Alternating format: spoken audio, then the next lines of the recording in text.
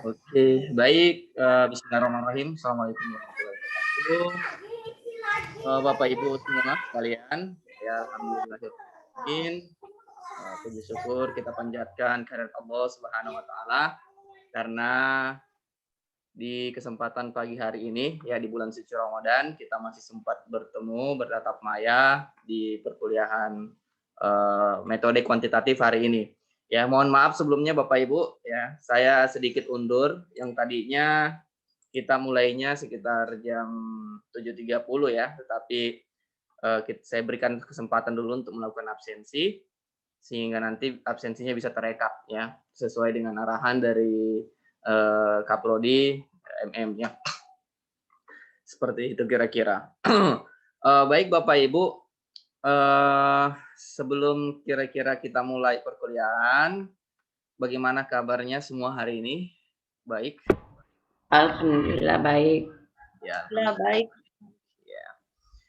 Oke, sekarang yang sudah bergabung ada sekitar 7 orang ya mahasiswa.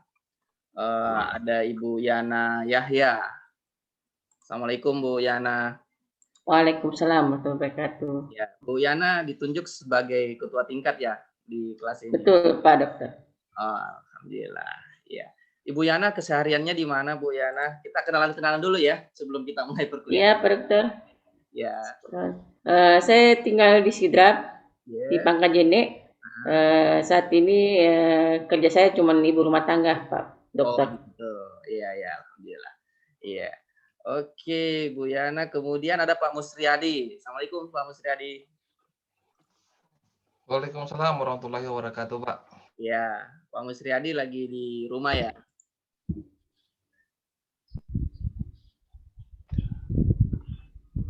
Halo. Halo, Pak. Iya. Ya. Oke, Pak Musriyadi. Keseharian Pak Musriyadi, aktivitasnya sehari-hari apa Pak Musriyadi? ASN di Skominfo Sopeng, Pak. Oh, di Sopeng, Pak ya? Iya. Alhamdulillah. Iya. Oke. Mudah-mudahan kita semua bisa bertemu di kampus ya. Kita berdua mudah-mudahan tidak daring terus ya. Karena sepertinya kalau daring terus ini bisa-bisa Bapak Ibu semua ini daring terus sampai selesai. Iya. Sarjana daring Pak Dokter, sarjana daring jadinya bukan MM. MM daring semua. Master daring. Master daring semua. Iya. Ya, kemudian ada Nur Ana, Ibu Nur Ana. Assalamualaikum. Ini gabung dengan 2 kelas ya Pak Dokter? Iya. Gabung dengan 2 kelas ya? Enggak, cuma 1 kelas saja. Ini Ibu Ratu Beatrice kenapa masuk ya? Ini kelas lain loh. Oh, berarti tidak baca baik-baik kayaknya. Jam 1 Ibu Ratu, jam 1 untuk K berapa itu? K2. Ya, K2 nanti jam 1 Bu Ratu. Ibu Ratu. Nggak dengar Pak. Ya. Ibu Ratu nanti jam 2 jam 1 Bu Ratu untuk K2-nya. Oh gitu. Oh iya Pak. Iya. Ya, nggak apa-apa. Boleh live juga nggak apa-apa. Saya nggak baca itu. Nggak baca jamnya. Ya, nggak baca jamnya. Ya, saya sengaja memang saya samakan ID Zoom-nya, jadi ID Zoom-nya memang sampai jam 5 sore saya buatnya. Saya nggak mau buat lagi. Sengaja memang saya buat. Begitu. Iya. Oh iya. Ya, boleh bergabung. Oh iya. Ya. Makasih Pak. Iya, sama-sama. Assalamualaikum warahmatullahi wabarakatuh. Ya, kemudian Ibu siapa tadi? Ibu Musri, siapa? Bu Nur Ana. Assalamualaikum, Bu Nur Ana. Waalaikumsalam warahmatullahi wabarakatuh. Iya, Ibu Nur Ana, Bu Nur, panggilannya Bu Nur, Bu Ana. Ana. Oh, Bu Ana ya. Bu Ana sehari-hari aktivitasnya apa, Bu? Saya tinggal di Pangkep, Pak. Di Pangkep. Terus ya kerja di Pemda. Oh, di Pemda. Oh, ya. Iya. Oke. Kemudian banyak teman-teman dari Pemda ya di sana di tempat kerjanya yang lanjut S2 di Amkor. Iya ada, cuman semester 2 saya saja yang ini semester 1. Oh, oke. Cuma sendiri ya. Oke. Berikutnya Ibu Rahma. Ya, Assalamualaikum Bu Rahma. Waalaikumsalam Pak Dokter. Ya, Bu Rahma sehari-hari di mana Bu Rahma? aktivitasnya? Saya di Kabupaten Majene, Sulbar. Majene Sulbar ya. Oke. Iya, sehari-hari saya bekerja sebagai staf di BPJS. Di mana? Di BPJS Kesehatan. Oh, BPJS Kesehatan di Majene. Iya, Pak. Oke, ya. Jadi kalau ada yang mau tanya-tanya perihal BPJS Kesehatan, boleh juga ditanya Ibu Rahma. Ya. Oke. Kemudian siapa lagi? Bu Sukmawati. Ya, Assalamualaikum, Bu Sukma. Waalaikumsalam warahmatullahi wabarakatuh, Pak. Ya, Bu Sukma lagi di mana sekarang? Di Makassar, Pak. Oh, di Makassar. Aktivitas di Makassar sehari-hari di mana, Bu? Di Goa, Pak. Aktivitasnya di Goa mengajar Ya. di SMP Muhammadiyah Limbung. Oh, di SMP. SMA, Pak. Oh, SMA. Muhammadiyah Limbung. Oh, SMA Muhammadiyah Limbung. Ya, dengan SMP. Oh, begitu. Ya. Berarti rencana nanti ambil fokus manajemen pendidikan ya. Fokus risetnya. Iya, Pak. Oh iya. Oke. Iya, Pak. Baik, kemudian terakhir ada Pak Samsul Rijal. Pak Samsul Rijal, Assalamualaikum Pak Samsul. Ya, Waalaikumsalam warahmatullahi wabarakatuh. Ya, Pak Samsul, aktivitas di mana, Pak? Ya, alhamdulillah saya berasal dari Kabupaten Sinjai, Pak Dokter. Ya. Bapak di Saat Sinjai. ini, ya, Heeh. saat ini diberi tugas sebagai Kepala Sekolah SMP Negeri 13 Sinjai. Wah, alhamdulillah. Kepala sekolah ternyata Pak Samsul Rijal. Ya. Luar biasa kepala sekolahnya. Iya, saya kebetulan tetangga kampung. Saya orang Bulukumba. Iya. Oh, Mbak, ya kampungnya. Bulukumba mana, Pak Dokter? Bulukumba Tanete, Ibu. Oh, Tanete. Tanete. Iya, di Monto. Di kelas sebelumnya banyak orang Tanete. Oh, banyak orang Tanete ya. Yang semester lalu saya lihat banyak Tanete. Iya, betul. Tadi di Tanete saya punya adik juga, Pak Dokter. Oh, begitu ya. Oh. Ya. Sebagai apa di sana, Pak? Menantunya mantan kepala sekolah SMP 20 Pak Amir. Oh. Di Jalan Nanas, Jalan. Iya. Dekat pasar. Dekat pasar. Saya sering ke Tanete, Pak Dokter. Iya. Saya sering ke Tanete. Oh, begitu. Jalan-jalan ke Tanete. Iya, kalau dari Sinjai kan itu dekat sekali mintanya dengan perbatasan. Ini dari Sidrap, Pak Dokter saya. Ya, langsung lewat apa itu? Ya, enggak, lewat Bantaeng, lewat Makassar. Oh, begitu. Iya, lebih suka lurus-lurus. Oh, lebih suka yang lurus-lurus daripada bengkok-bengkok, Dek. Sopeng. Mabok. Iya. Oke, baik ya. Saya kira itu ya, kita kenalan dulu. Kemudian nama saya Muhammad Fahmi. Ya, saya terakhir yang kenalan. Jadi nama saya Muhammad Fahmi. Saya aktivitas sehari-hari, saya dosen di Sekolah Tinggi Ilmu Ekonomi Amkop Makassar, berkombes di Pasca Sarjana Amkop. Barangkali saya merupakan dosen yang paling muda ya, yang paling muda untuk yang bergelar doktor barangkali dan saya memang yang paling bungsu saat ini di Kombes Pasca ya. Jadi di satu sisi yang paling muda tentunya juga saya masih perlu banyak belajar dari senior saya ya, karena dosen-dosen di Pasca Bapak Ibu barangkali sudah kenal semua ya. Mayoritas dosen-dosen kita adalah dosen-dosen senior yang tentunya kapasitas beliau itu sudah nggak bisa dilakukan lagi ya. Jadi kehadiran saya barangkali hanya untuk melengkapi dari apa yang belum barangkali disampaikan oleh dosen-dosen yang lainnya ya, atau lebih sifatnya saya lebih ke sharing knowledge ya, seperti itu. Saya selesai S3 2020 bulan 8 tahun kemarin. Ya, genap di usia 31 tahun kemarin ya. Di tahun ini alhamdulillah sudah 32 tahun. Jadi saya 31 tahun selesai untuk program dokter. Ya, itu saya kira untuk yang paling muda di Amkop, menurut informasi sih saya yang paling muda untuk sementara. Ya, saya nggak tahu, siapa tahu ada teman-teman lagi atau ada teman-teman mahasiswa-mahasiswi di sini yang barangkali masih berusia muda setelah selesai S2 mau lanjut S3 lagi. Ya, mudah-mudahan itu. Tua semua di sini Pak Dokter. Oh, tua semua mikir. Berarti jauh sekali barangkali usianya. Jauh, saya saja 42. Oh, 42. Oh, baik. Iya. Kita selisih 10 tahun, Bu ya. Ya, oke, seperti itu kira-kira. Kemudian untuk bidang riset saya memang banyak menggeluti riset di bidang pemasaran ya, marketing. Jadi kalau misalnya Bapak Ibu nanti ada yang minat untuk kita sharing riset, bolehlah ya kita sharing pengetahuan. Ya, kalau pengalaman saya kira Bapak Ibu jauh lebih memiliki pengalaman yang memadai ya, karena biasanya itu semakin tua usia kita ya, biasanya pengalaman itu jauh lebih banyak ya. Nah, itu yang kami. Kalau kami masih perlu banyak belajar saya kira. Ya, seperti itu kira-kira ya untuk perkenalan kita. Kemudian kita ini ada berapa orang? Saya coba screenshot dulu. Oh ya, atau boleh di chat namanya, nama dan NIM untuk absensi pribadi saya supaya saya bisa tahu mahasiswa-mahasiswa yang on time di. Ada, nanti saya kirimkan Pak Dokter, absen manual. Oh ya, boleh.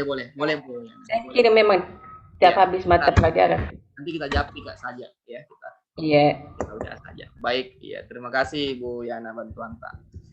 Ya, oke, sebelum kita masuk perkuliahan kita hari ini, saya ingin menunjukkan dulu ya tugas yang kemarin. Jadi kita evaluasi dulu tugas yang kemarin.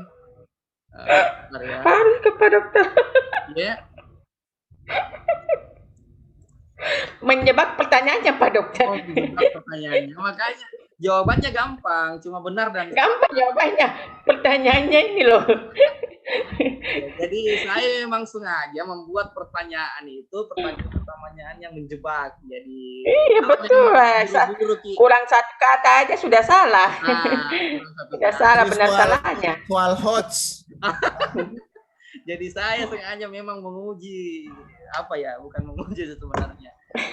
Berpikir kira-kira bagaimana ya caranya bikin soal yang menarik. Jadi daripada bikin soal esai, jadi saya bikin soal Anda tahu benar dan salah. Saya mau lihat.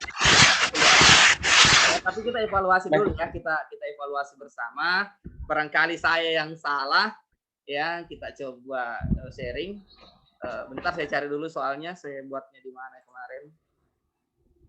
Oke, bentar ya. Jadi kalau kita Zoom itu ya paling saya evaluasi tugas kalau ada, kemudian ada tambahan materi sedikit ya, dan insya Allah perkuliahan kita hari ini akan saya upload di YouTube. Jadi kalau misalnya ada yang ketinggalan materinya boleh nanti nonton di YouTube saya. Ya. Oke, sebentar. Ya.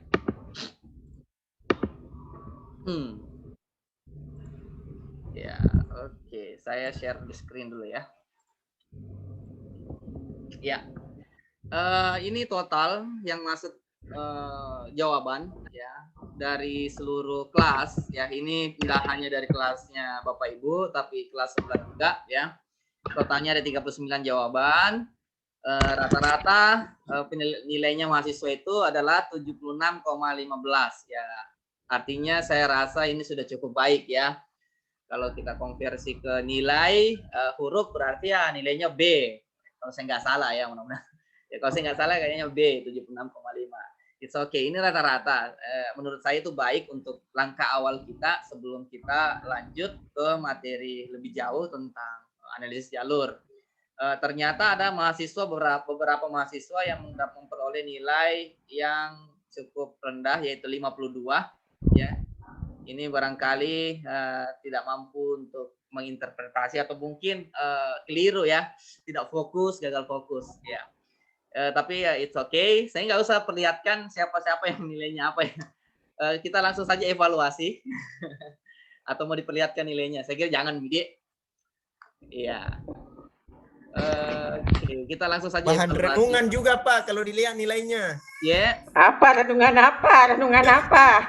Sebagai bahan renungan Renungan untuk kesalahan. berbuat lebih baik ke depan. Oh begitu. Mesti malu, nilai itu adalah Renungan kesalahan. Ya, renungan kesalahan. Ya.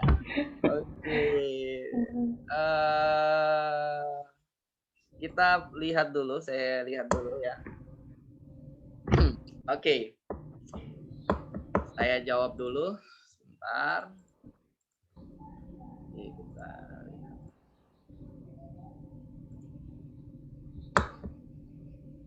Ya, mudah-mudahan kelihatan ya. Saya coba perbesar lagi. Ya. Ya, kelihatan. Sudah kelihatan Bapak Ibu? Sudah. Ya, baik. Ini soal nomor 1 ya. Saya kira ini kalau ada yang salah ini berarti bahasa Inggrisnya ya tidak ada sekali harapan. Ya, mohon maaf ya, saya cuma bercanda. Ya, jadi ini saya coba bikin pertanyaan yang paling mudah. Istilah asing dari analisis jalur adalah path analysis ya. Jadi saya kira ini tidak usah kita debatkan ya, karena istilah asingnya adalah path analysis. Jadi betul ya, jadi betul. Istilah asing dari analisis jalur adalah path analysis. Oke, kemudian yang kedua, analisis jalur merupakan pengembangan dari analisis Sam-Amos. Ya, kira-kira Bapak Ibu benar atau salah? Salah. Nah, Salah atau benar? benar. Salah. Ya. Salah. Saya benar. Ya, ada yang jawab benar, ada yang jawab salah. Inilah yang saya bilang. Ini adalah pertanyaan menjebak, ya. Jadi sebenarnya analisis jalur itu bukan pengembangan dari analisis Sam-Amos, ya. Tetapi analisis jalur merupakan pengembangan dari analisis regresi. Regresi. Ya, jadi bukan dari analisis Sam-Amos. Regresi berganda. Jawabannya adalah salah. Ya, yang benar adalah salah, ya. Bukan benar. Kalau benar berarti ini yang benar maksudnya pertanyaannya. Ya, oke. Ini yang saya maksud. Ini mungkin pertanyaan-pertanyaan yang saya buat memang supaya lebih fokus. Oke, berikutnya ya, bagaimana Bu? Ada komentar? Sepakat kita ya? Tidak. Nggak ada. Oke. Maaf, Pak, saya baru. Oke, Pak Musriadi baru kerja. Ya, nggak apa-apa. Nggak apa-apa, Pak Musriadi, nanti dikerja saja. Nggak apa-apa kalau memang baru bisa terbuka LMS-nya. Ya, memang sebelum saya lanjut ya, memang LMS kita ini perdana di semester ini, makanya kalau misalnya memang ada mahasiswa yang terlambat atau memang ada problem, itu kita bisa maklumi. Saya juga masih bisa maklumi ya. Jadi karena kita masih perdana, silakan saja dikerja tugasnya yang belum sempat. Oke, saya lanjut ya di pertanyaan berikutnya. Ini menurut Robert Rutherford bahwa analisis jalur merupakan teknik untuk menganalisis hubungan sebab akibat yang terjadi pada regresi berganda jika variabel bebas mempengaruhi variabel tergantung secara langsung. Salah. Salah. Ya, kenapa salah, Bu? Karena dia mempengaruhi langsung dan tidak langsung. Oke, betul sekali. Ya. Ada yang betul Pak, karena Saya jawab benar Pak Dokter. Iya, siapa yang jawab benar? Kita. Saya. Ya.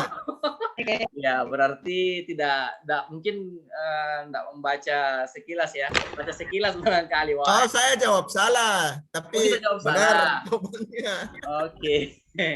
Jadi salah ya, karena itu harusnya tidak hanya secara langsung, tetapi juga tidak langsung. Ya, langsung. Ya, jadi ini dia pertanyaan menjebak. Oke. Sampai di sini oke ya. Belum ada problem ya. Oke, ini yang jadi pertanyaan soal nomor 4 ya. Variabel intervening berfungsi untuk menguji pengaruh tidak langsung. Siapa yang bertanya di LMS ya? Apa namanya? Ibu Yana kan atau ibu siapa yang bertanya di LMS? Bentar. Apa itu? Yang bertanya di LMS terkait dengan pengaruh langsung. Oh, Bu Nur Faisah, kelas K2 ya. Oh, kelas lain. Ya, ini yang sempat bertanya, nggak apa-apa, saya buka saja di sini. Ya, jadi pertanyaannya, bukannya variabel intervening berfungsi untuk menguji pengaruh langsung, Pak, bukan pengaruh tidak langsung ya. Jadi barangkali Bu Nur Faiza ini jawabnya benar ya, benar. Jawabnya salah ya, karena menurut beliau intervening itu untuk menguji pengaruh langsung. Jadi sebenarnya adalah intervening itu fungsinya dalam analisis jalur itu berfungsi untuk menguji pengaruh tidak langsung. Berarti pernyataan ini adalah Benar. benar ya. Jadi memang variabel intervening, variabel yang di tengah itu ya, yang menjadi mediasi atau menjadi antara, jadi hubungan antara variabel bebas dengan variabel terikat, itu ada variabel intervening. Fungsinya adalah untuk menguji pengaruh tidak langsung. Oke. Ya, jadi pernyataan ini benar. Kemudian hasil penelitian dengan menggunakan teknik analisis jalur tidak membantu peneliti dalam memberikan saran bagi organisasi atau perusahaan tempat peneliti melakukan penelitian. Pernyataan nomor 5 ini benar atau salah? Salah. Ini salah. Ya. Kenapa? Salah. Di sini saya Dia sengaja membantu. menuliskan Ya. kata Tidak. tidak. Ya. Oke. Ya, jadi Harusnya kalau membantu peneliti. ya, justru sebaliknya, penelitian dengan teknik analisis jalur sangat membantu peneliti ya untuk memberikan saran. Jadi bukan tidak membantu, malah membantu. Ya, jadi pernyataan ini salah. Oke. Ya, silakan kalau saya yang keliru boleh dikoreksi ya Bapak Ibu. Kemudian berikutnya, nomor 6, asumsi dasar yang paling pertama dalam analisis jalur adalah menggunakan data ordinal dan data interval. Oke, ini ada di materi saya ya, di video saya. Jadi, asumsi dasar yang paling pertama di dalam analisis jalur itu adalah bukan menggunakan data ordinal dan interval, tetapi menggunakan data interval dan data rasio. Benar ya. Berarti pernyataan ini salah ya, karena yang benar sebenarnya adalah data interval dan rasio. Sedangkan yang saya katakan di soal itu kan data ordinal dan data interval. Ya, jadi memang ini sengaja lagi saya buat pertanyaan-pernyataan yang menjebak ya. Oke. Sampai di sini Bapak Ibu, kita lanjut ya. Oke. Ya, jadi pernyataan ini salah.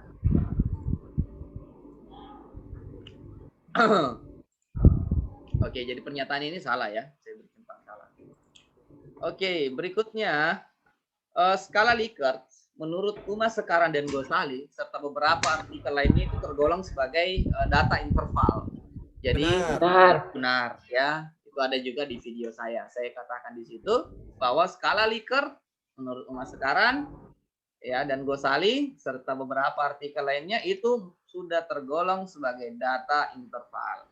Jadi kalau misalnya Bapak Ibu nanti menggunakan skala Likert di dalam tesisnya sebagai alat pengukuran dari indikator yang Bapak Ibu gunakan, berarti sudah bisa tergolong sebagai data interval. Sehingga dengan demikian, kalau datanya interval, maka bisa menggunakan analisis jalur. Ya, analisis jalur seperti itu. Oke, kemudian nomor 8. Ya, ini kita nggak ada masalah. Nomor 8. Apabila suatu model penelitian tidak didasarkan pada teori dan konsep yang relevan, maka tidak memungkinkan bagi peneliti untuk menggunakan teknik analisis jalur dalam penelitiannya. Ya, pernyataan ini benar atau salah? Benar. Oke, ya, benar. Betul. Jadi, dalam teknik analisis jalur itu perlu Bapak Ibu ketahui ya, bahwa model penelitian itu haruslah ya didasarkan pada konsep dan teori yang relevan. Karena kalau tidak didasarkan pada teori dan konsep yang relevan, maka peneliti tidak bisa menggunakan teknik analisis jalur. Ya, nanti sebentar saya tunjukkan model-model dari analisis jalur. Ya, contohnya misalnya gini, gaya kepemimpinan terhadap kinerja pegawai. Ya, kalau gaya kepemimpinan bagus, maka kinerja akan meningkat. Ya, itu kan didasarkan pada teori ya dan konsep yang relevan. Bahwa kalau gaya kepemimpinan semakin baik, maka kinerja akan meningkat. Ya, maka kalau model penelitian kita seperti itu memungkinkan seorang peneliti untuk menggunakan teknik analisis jalur. Ya, seperti itu kira-kira. Ya, jadi model-model yang dibangun atau variabel-variabel yang diteliti itu harus didasarkan pada teori dan juga konsep yang relevan. Oke. Kemudian berikutnya nomor 9 ya. Salah satu asumsi dasar dalam penggunaan analisis jalur adalah menggunakan nilai unstandardized atau tidak standar untuk output hasil olahan datanya. Ini pernyataan ini adalah Salah. salah, betul. Harusnya yang benar adalah Menggunakan standar. ya, standardized. Jadi yang menggunakan nilai standar ya. Di video saya sebelumnya juga sudah saya tunjukkan. Mudah-mudahan yang di kelas ini ya, nanti kalau sudah bertemu dengan tesisnya, sudah bersama dengan tesisnya, insya Allah sudah tidak salah-salah lagi ya. Bahkan bisa barangkali nanti Bapak Ibu berargumen ya pada saat ujian tesis nanti ya. Karena biasanya yang selalu ditanyakan juga ini ya, nilai yang digunakan kalau untuk melihat pengaruh di analisis jalur yang mana ya, nilai yang dilihat adalah nilai yang standardized ya. Dalam analisis jalur seperti itu asumsinya ya. Kemudian berikutnya, jumlah minimal yang dipersyaratkan dalam teknik analisis jalur itu minimal 100 orang responden. Benar. Salah ya, benar. Ya. Jadi mayoritas pandangan para pakar statistik itu ketika seorang peneliti ingin menggunakan teknik analisis jalur di dalam penelitiannya, maka sampelnya minimal 100 orang. Oke. Pertanyaannya, Pak, boleh nggak kalau misalnya sampelnya kurang daripada 100 orang? Saya nggak bisa mengatakan tidak boleh.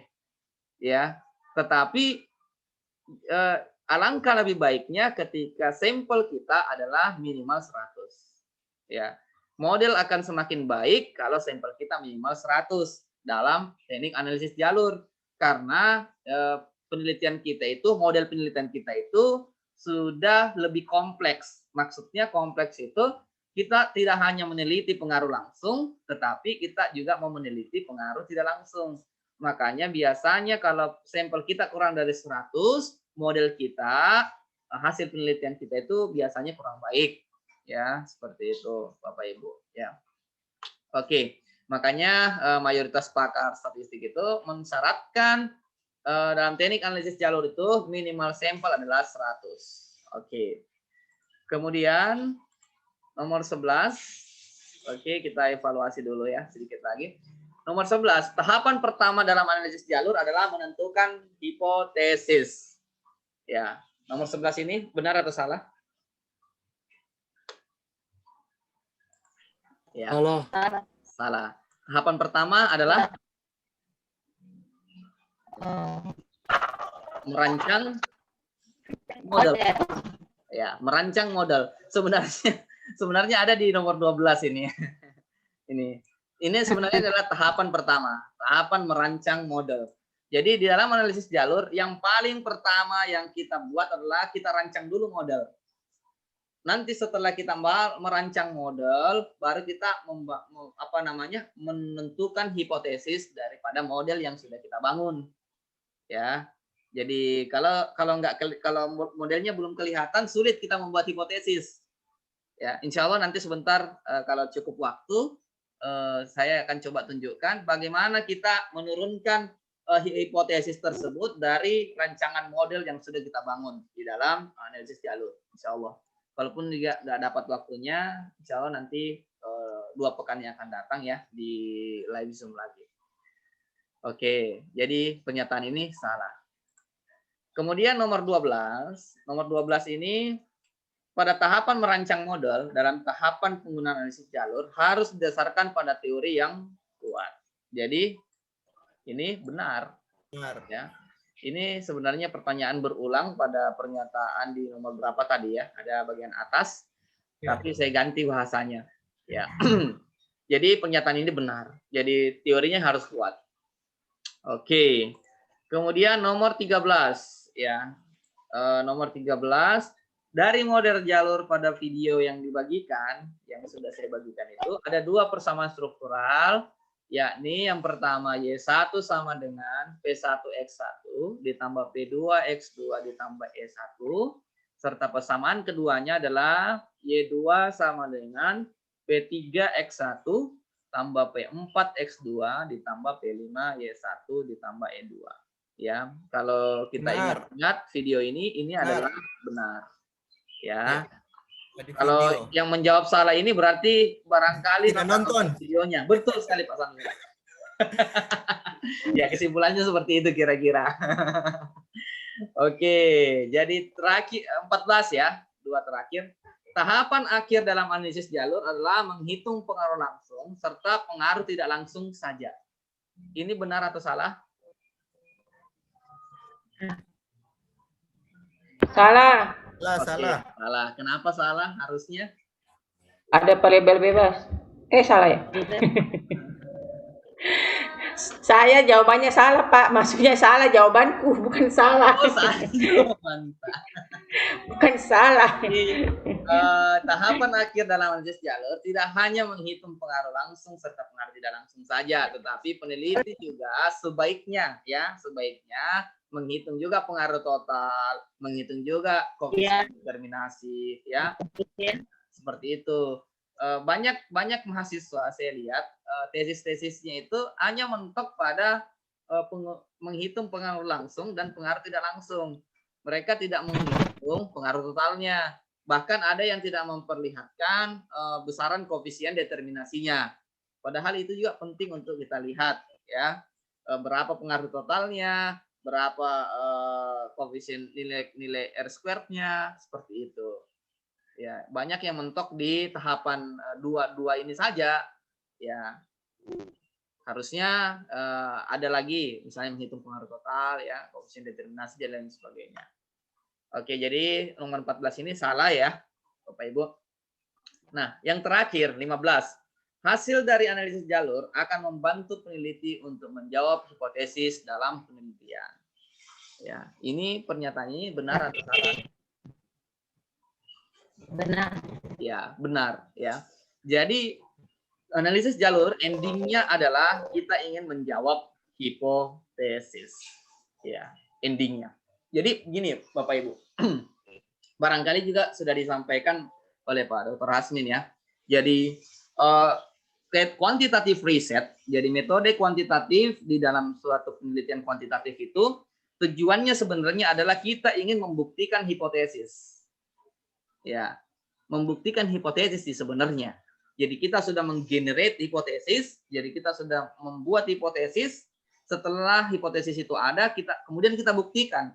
Membuktikannya itu banyak teknik yang bisa digunakan. Salah satunya adalah dengan teknik analisis jalur. Makanya teknik analisis jalur ini akan sangat membantu peneliti untuk bagaimana bisa menjawab hipotesis kita di dalam penelitian kita. Oke, seperti itu kira-kira ya untuk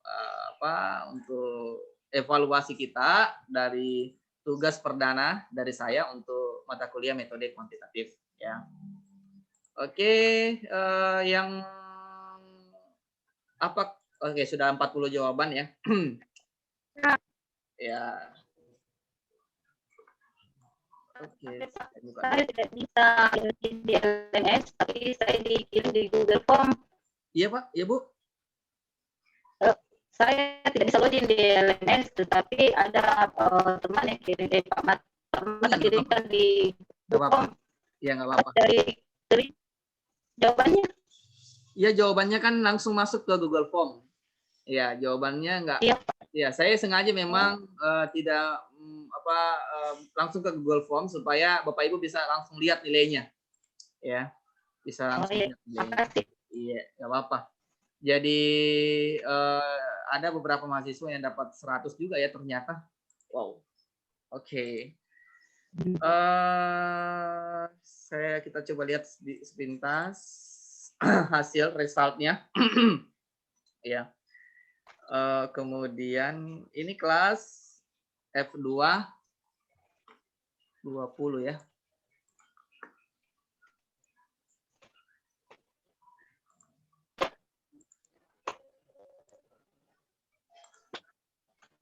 Oke, F2 20. Oke, Pak Musriyadi. Ya, Pak Musriyadi 100. Ya. Oke, kemudian ya. Mana Pak Musriyadi ada, Ji?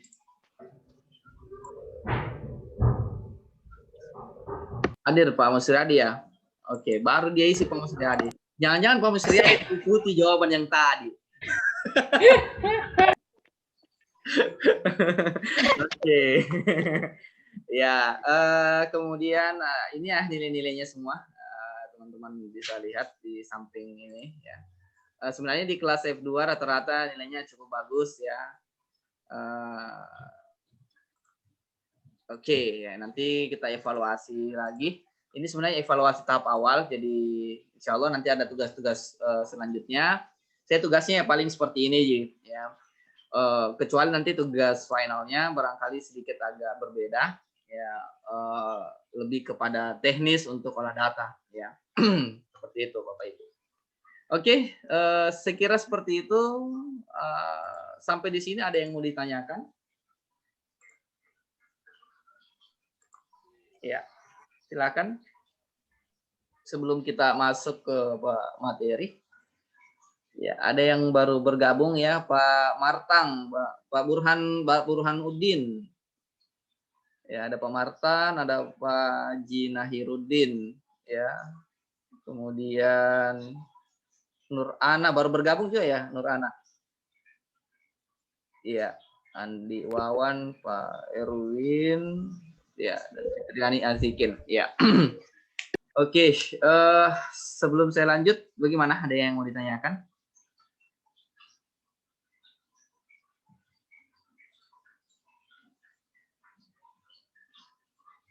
Ya, Pak Burhanuddin, ya baru bergabung, saya tanya. Pak Burhan, Assalamualaikum. Ya, Waalaikumsalam. Maaf Pak Dokter, tadi pagi dari kerja bakti di masjid.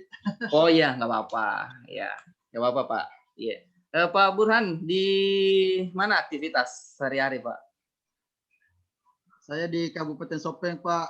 Oh di Kabupaten Dokter. Sopeng. Oke ya. Di mana Pak kerja di Sopeng?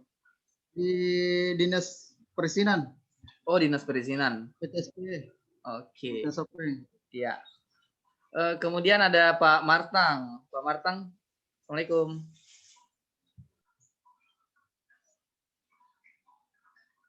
Iya. Saya nggak kedengaran kayaknya suaranya Pak Martang.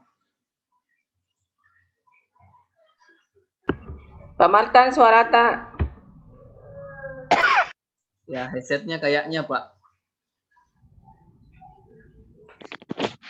Ya. Pak Martan ini di Kolaka Pak Dokter? Iya, di mana? Kolaka. Oh, di Kolaka.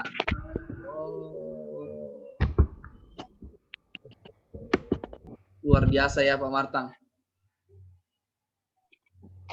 Melintas di pulau. Belum kedengaran Pak Martang. Ya, barangkali jaringan di Kolaka mungkin. Ya, mana enggak ada hubungannya kayaknya dengan suara. Oke, kita skip sambil kita menunggu Pak Martang. Belum kedengaran suaranya Pak. Ya, ada Bu Nur Ana. Assalamualaikum Bu Nur Ana.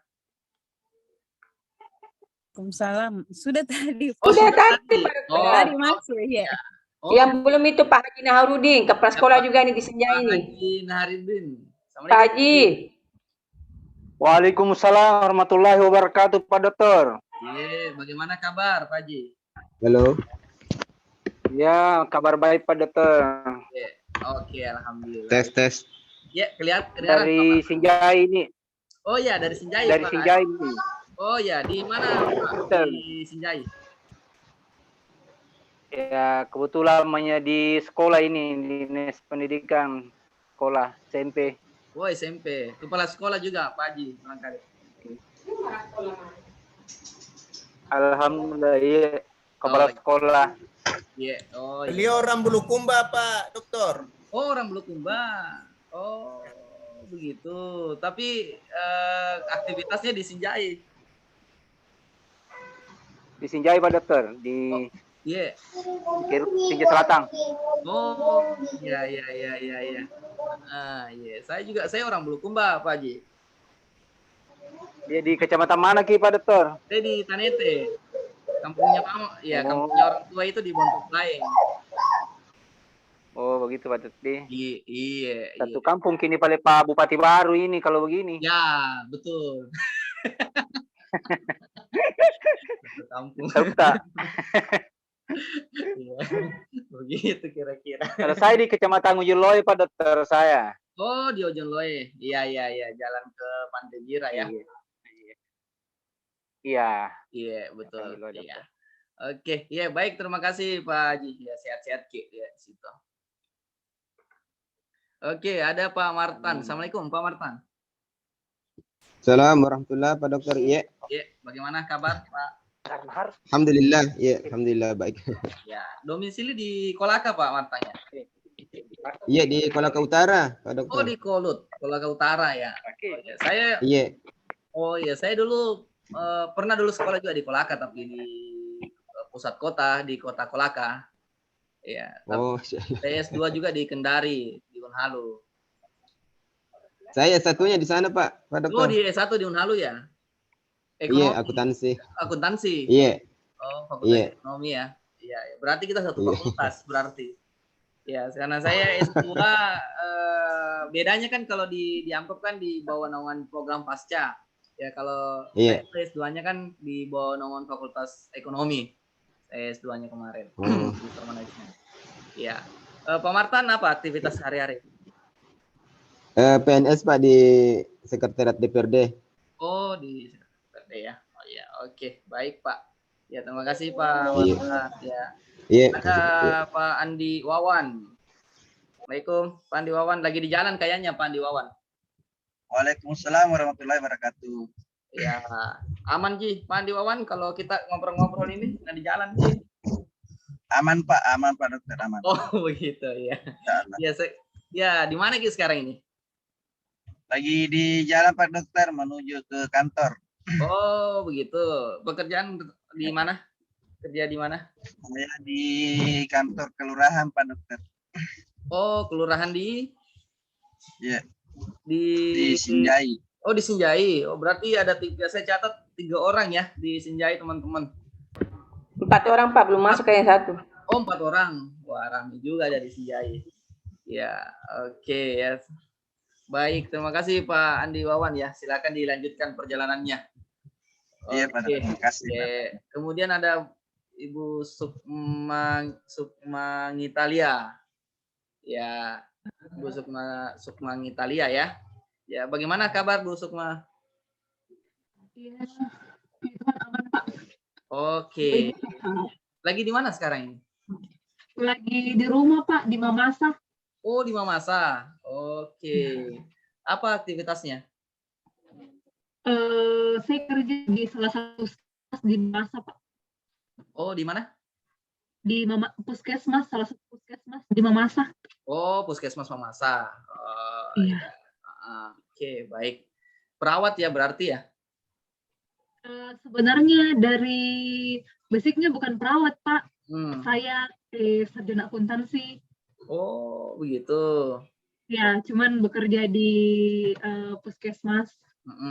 Oke, ya. Baik, terima kasih Ibu Sukma. Kemudian Iya, Pak, terima ya kasih. ada Pak Erwin tadi udah ya belum? Pak Erwin? Iya, Pak Sob. Erwin. Ya. Oke, Pak Erwin, Assalamualaikum. Waalaikumsalam warahmatullahi wabarakatuh. Ya, bagaimana kabar Pak Erwin? Ya, alhamdulillah baik, Pak Dokter. Ya, di mana aktivitas sehari-hari, Pak? Saya kebetulan di Sopeng juga dan kerja di UPT Samsat Sopeng, Pak. Oh, di mana? PT Di UPT Samsat Sopeng. Oh, UPT Samsat. Oh, di Samsat ya. Oke, di kelas mana ya itu ada yang tapi Samsat Goa, Pandi Arafat. Saya enggak tahu kelas K2 ya kalau nggak salah. Ya. Oke, Pak Erwin. Siapa lagi yang belum ya? Saya tanya bincang-bincang ya. Pak Bu Fitriani Asikin belum atau sudah ya tadi? Bu Fitriani Asikin. Oh, belum ya. Bu Fitriani. Assalamualaikum. Bu Fitriani. Waalaikumsalam. Ya, Bu Fitri. Ya, bagaimana kabar Bu Fitri? Maaf, kamera non sementara pelayanan. Oh, hari apa ini? Hari Minggu ya? Hari Ahad. Ahad ya. Oh, tapi ada pelayanan. Kerja di mana gitu? Tetap masuk. Di mana? Salah satu puskesmas di Kabupaten Ruru, Pak Dokter. Oh, begitu. Wah, luar biasa puskesmas pelayanan. Hari ya nggak apa-apa ya. Silakan dilanjutkan Bu Fitri. Iya. Oke, kemudian ada Faida. Ya, Assalamualaikum. Ya, makasih Pak Dokter. Ya, sama-sama. Ibu Faida. Faida. Ibu Faida. Waalaikumsalam. Ya, Bu Faida. Sampai mitawah. Oh, sampai nih. Ya, Bu Faida, apa kabar? Kabar baik, Bu. Ya. Alhamdulillah. Alhamdulillah. Ya. Aktivitas di mana? Kantor PTSP, Pak Dokter. Di mana? Di Wajo. Oh, di Wajo. Lumayan jauh juga ya, Wajo. Oke, Wajo Makassar berapa jam itu ya, Bu Faida? 5 jam, Pak Dokter. Wah, luar biasa lama juga ya, 5 jam. Oke. Ya, oke, makasih Bu Faida. Saya kira sudah semua ya, teman-teman. Oke, baik. Ada yang belum saya sapa? Ya, mohon maaf ya kalau ada yang terlewatkan.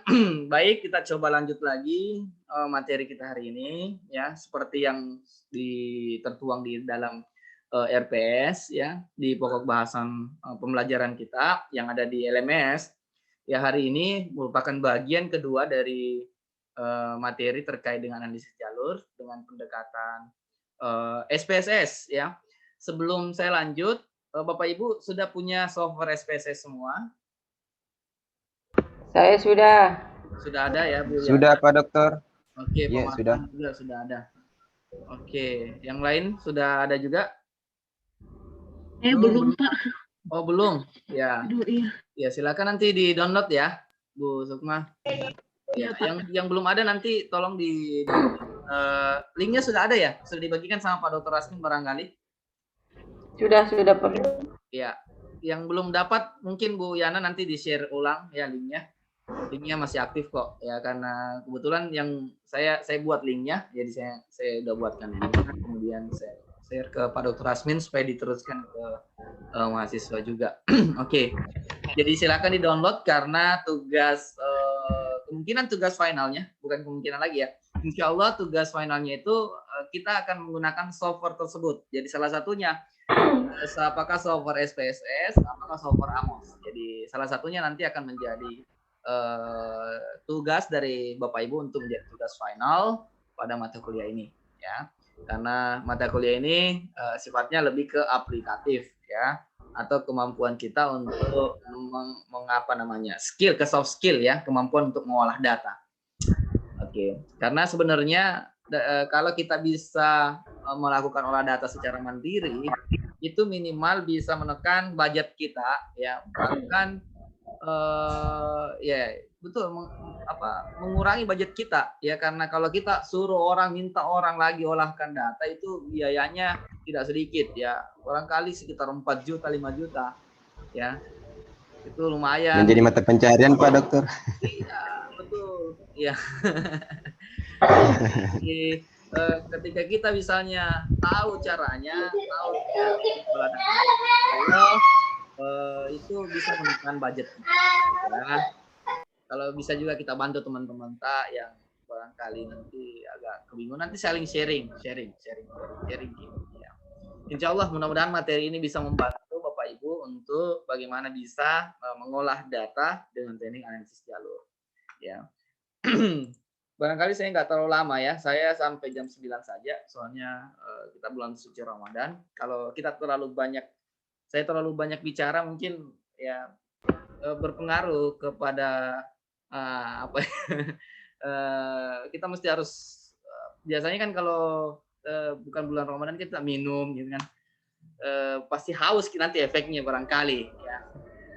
Oke, bulan suci Ramadan, jadi saya sampai jam 9 saja. Kalau misalnya nggak nyampe materinya, insya Allah kita lanjut 2 pekan lagi untuk Zoom-nya, ya. Di pekan depan kita LMS, saya nggak tahu kalender akademik minggu depan libur atau tidak, ya, belum saya cek kembali, nanti saya coba cek. Saya kira ada ya kalender akademik yang dibagikan, kita mengikut ke kalender akademik saja, ya. Oke, Bapak Ibu, di LMS itu sudah saya share file Excel, ya, untuk di-download, ya. File Excel itu untuk bahan pembelajaran kita hari ini. Dan untuk mengawali materi kita hari ini, saya isi dulu dengan video. Saya putarkan video. Video ini bukan video dari saya, ya. Saya mengambilnya dari YouTube, tetapi saya pikir materi ini cukup bagus untuk kita mengawali sebelum kita masuk ke praktiknya, ya. Supaya menghemat saya yang berbicara, saya mempersilahkan video ini yang berbicara untuk Bapak Ibu, ya. Silakan menyimak video ini, mudah-mudahan bisa bermanfaat, ya. Video ini kurang lebih berdurasi sekitar 2 atau 3 menit, ya. Saya sudah ambil yang penting saja, ya. Silakan Bapak Ibu. Ya, kita dengarkan video ini, ya.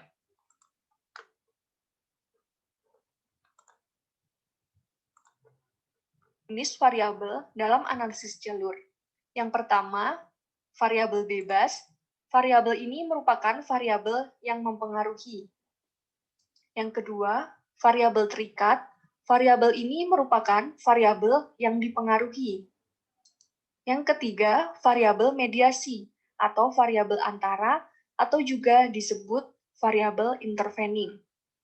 Nah, kita akan melihat bagaimana hubungan antar ketiga variabel tersebut. Berikut ini adalah bentuk hubungan dari ketiga variabel tersebut. Variabel bebas mempengaruhi variabel mediasi, dan variabel mediasi mempengaruhi variabel terikat. Variabel mediasi sebagai variabel perantara pada pengaruh variabel bebas terhadap variabel terikat, sehingga akan terdapat hubungan tidak langsung variabel bebas terhadap variabel terikat melalui variabel mediasi. Terdapat juga kemungkinan bahwa variabel bebas berpengaruh langsung terhadap variabel terikat. Selain ketiga variabel tersebut, variabel dalam analisis jalur juga dibedakan menjadi 2 jenis, yaitu variabel eksogen.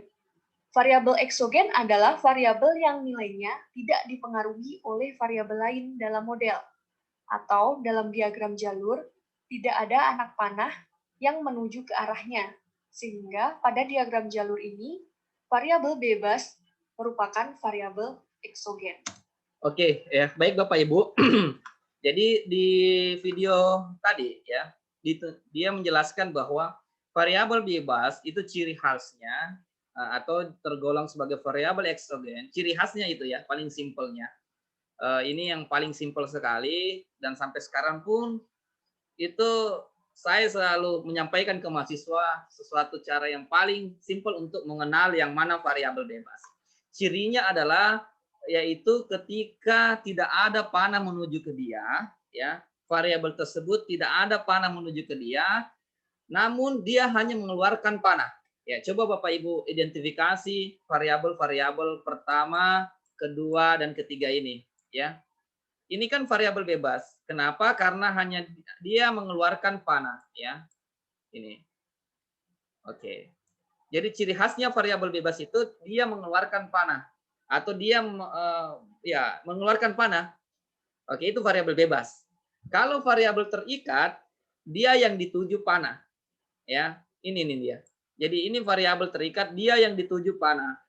Ini yang dimaksud dengan variabel terikat. Dan dia tidak mengeluarkan panah sama sekali. Jadi tidak ada lagi panah keluar seperti ini kalau variabel terikat. Ya tidak ada. Ya, ini ciri khasnya variabel terikat. Kalau variabel mediasi lain lagi, atau variabel intervening. Ini sama ya, mediasi, intervening, kemudian antara, itu sama aja. Ya, ciri khasnya itu ada panah yang menuju ke dia, kemudian dia juga mengeluarkan panah. Oke, saya ulangi, variabel mediasi itu ada panah yang menuju ke dia dan dia juga mengeluarkan anak panah. Itu yang dimaksud dengan variabel mediasi. Ya, jadi kalau Bapak Ibu nanti melihat model, kemudian nanti ditanya oleh tim penguji sama di tim pembimbing, misalnya coba buka kerangka konsepnya Bapak. Ya, Bapak Ibu. Mana situ variabel bebas? Yang mana situ variabel terikat? Ya, Bapak Ibu sudah bisa tahu, oh variabel bebas kalau dia tidak ada panah menuju ke dia, dia hanya mengeluarkan panah, itu variabel bebas. Ya, dan juga perlu Bapak Ibu ketahui bahwa semua biar variabel bebas itu juga tergolong variabel. Ya, kadang mahasiswa juga itu dia cuma menghitung variabelnya yang tergolong variabel itu hanya variabel bebas. Ya, variabel terikat itu dia tidak bilang sebagai itu sebagai variabel. Ini banyak juga yang keliru mahasiswa. Ya. Itu saya kira saya potong dulu ya penjelasan dari video ini. Kita lanjut lagi sedikit lagi.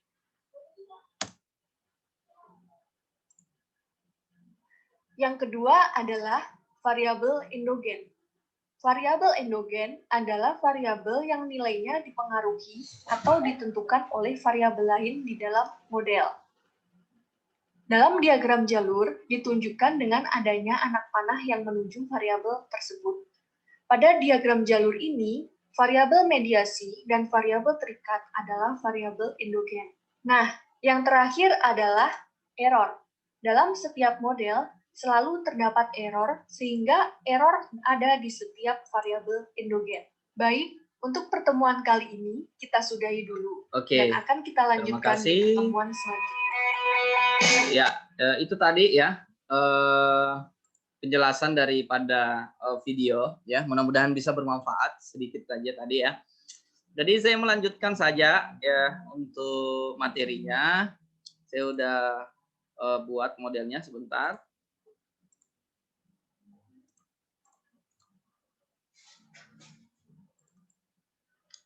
Oke, sebentar ya Bapak Ibu.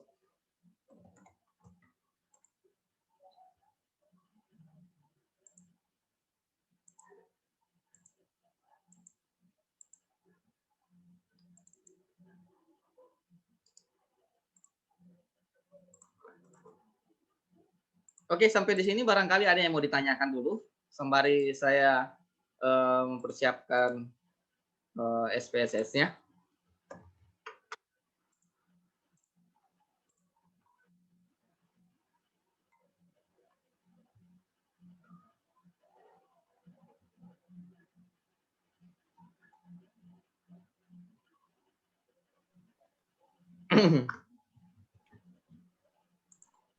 Assalamualaikum warahmatullahi wabarakatuh. Ya, wassalamualaikum warahmatullahi wabarakatuh. Yang saya ingin tanyakan Pak, yaitu tentang variabel eksogen dan endogen. Dari kedua variabel ini, bagaimana kita mengetahui kelebihan dan kekurangannya dalam penggunaan data? Terima kasih. Ya. Siapa tadi yang bertanya? Bu Sukma ya? Pak, iya. Oke, baik. Jadi sebenarnya gini, variabel eksogen adalah variabel yang mempengaruhi. Ya, variabel eksogen sebenarnya adalah variabel yang mempengaruhi. Jadi dia istilahnya variabel penyebab. Ya, sedangkan endogen adalah variabel yang dipengaruhi. Istilahnya disebut biasanya juga diistilahkan dengan variabel dependen. Ya, endogen itu biasanya disebut dengan dependen, ya, variabel dependen, variabel terikat, ya. Jadi variabel yang dipengaruhi sebagai akibat, ya. Saya kasih contoh dulu ya di model ini. Bentar, jangan sampai saya salah tampilkan slide. Oke.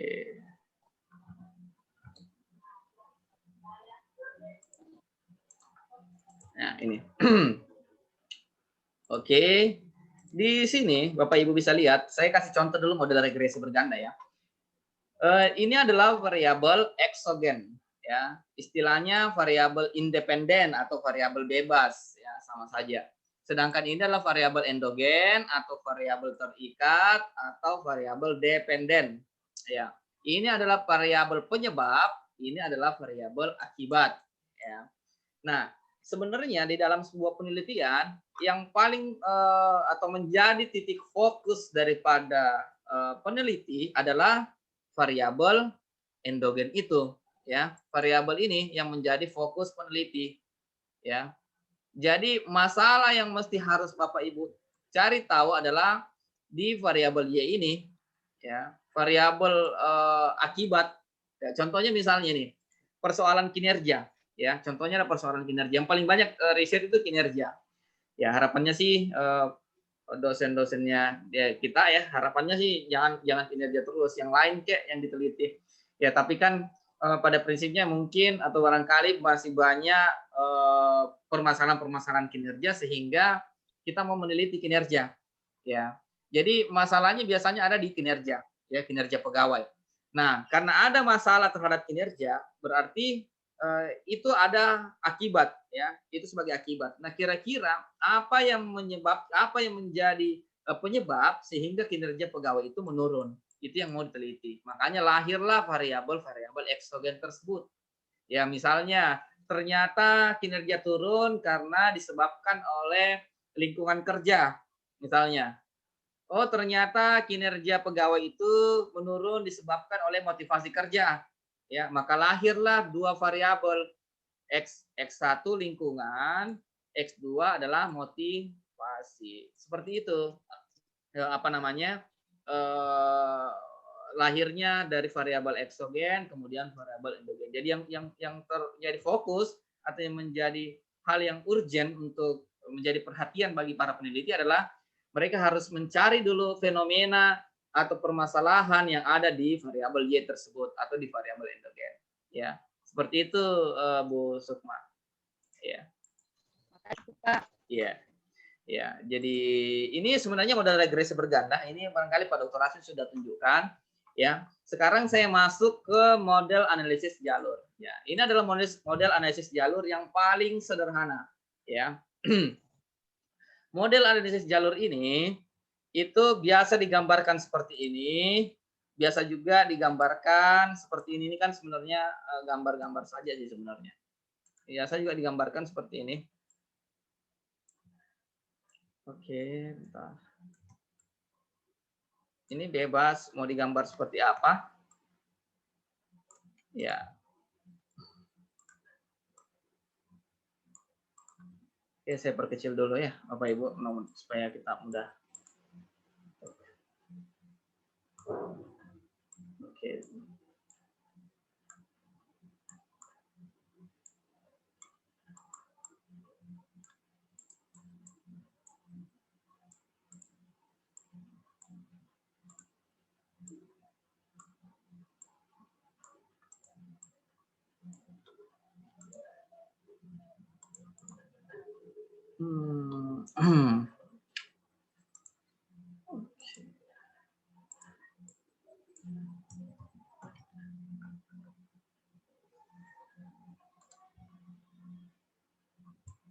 Ya, agak sedikit lama, kita gambar dulu. Ya, saya ubah gambarnya.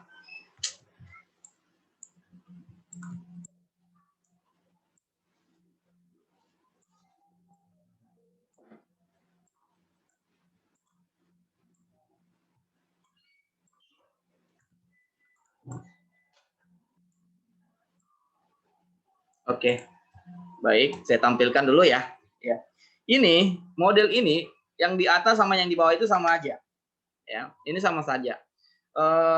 Di tesis saya dulu, saya gambarnya seperti yang di atas ini. Ya, saya gambarnya seperti ini. Waktu saya nulis tesis dulu 2012, saya gambarnya seperti ini. Ya, ini sebenarnya modelnya sama kalau kita gambar seperti yang di bawah ini. Ya. Jadi ini adalah analisis jalur. Ya, X ini adalah variabel bebas, ya. Y2 ini adalah variabel terikat atau endogen, dan Y1 ini adalah variabel intervening, ya.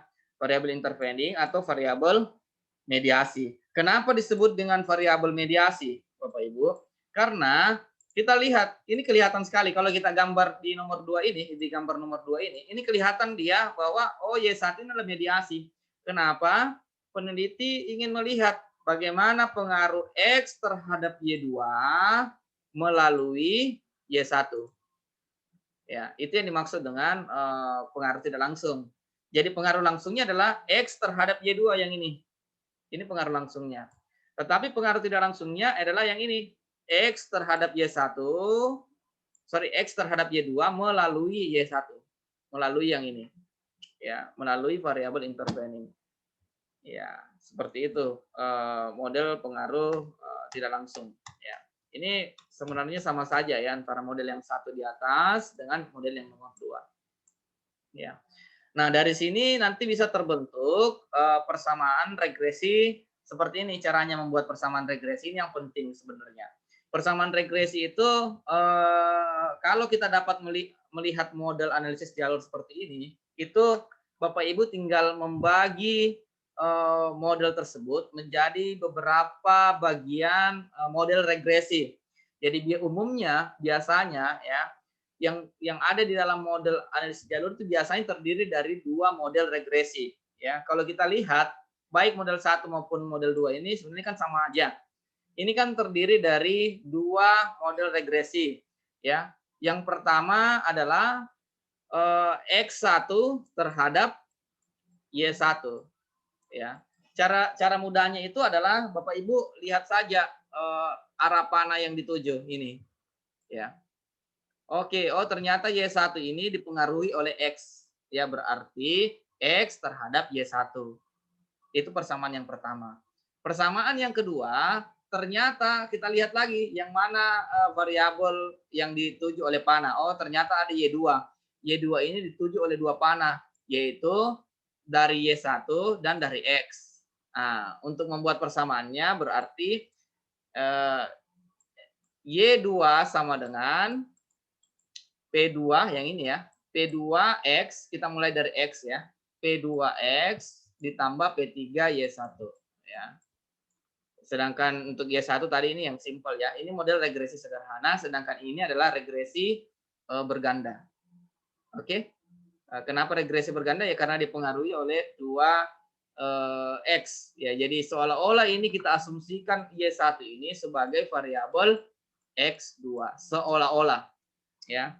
Jadi kalau di dalam olah datanya itu kita mengasumsikan bahwa Y1 itu adalah X2 ya, atau variabel X kedua. Ya, biasanya seperti itu kalau kita menggunakan analisis jalur dengan software SPSS ya. Kemudian ada lagi model PET yang lain seperti ini. Ini yang paling banyak juga dilakukan oleh atau dibuat oleh mahasiswa di S2 AMKOP ya.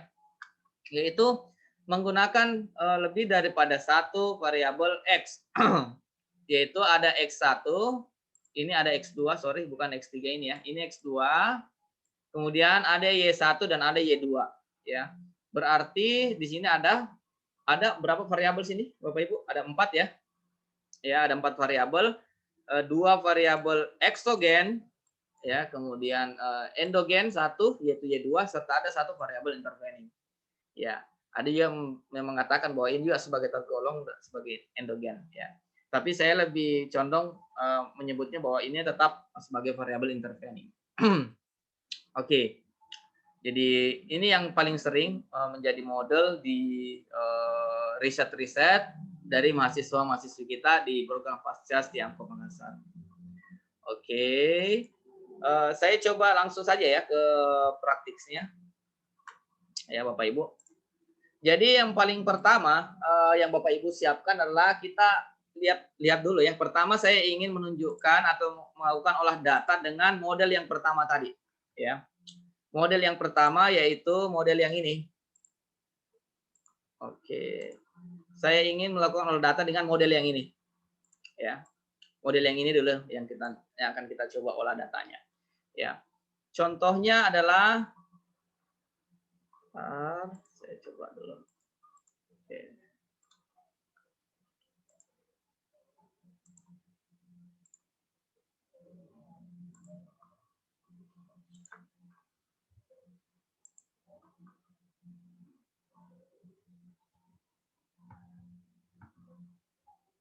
Oke, ini yang tampil Bapak Ibu file apa?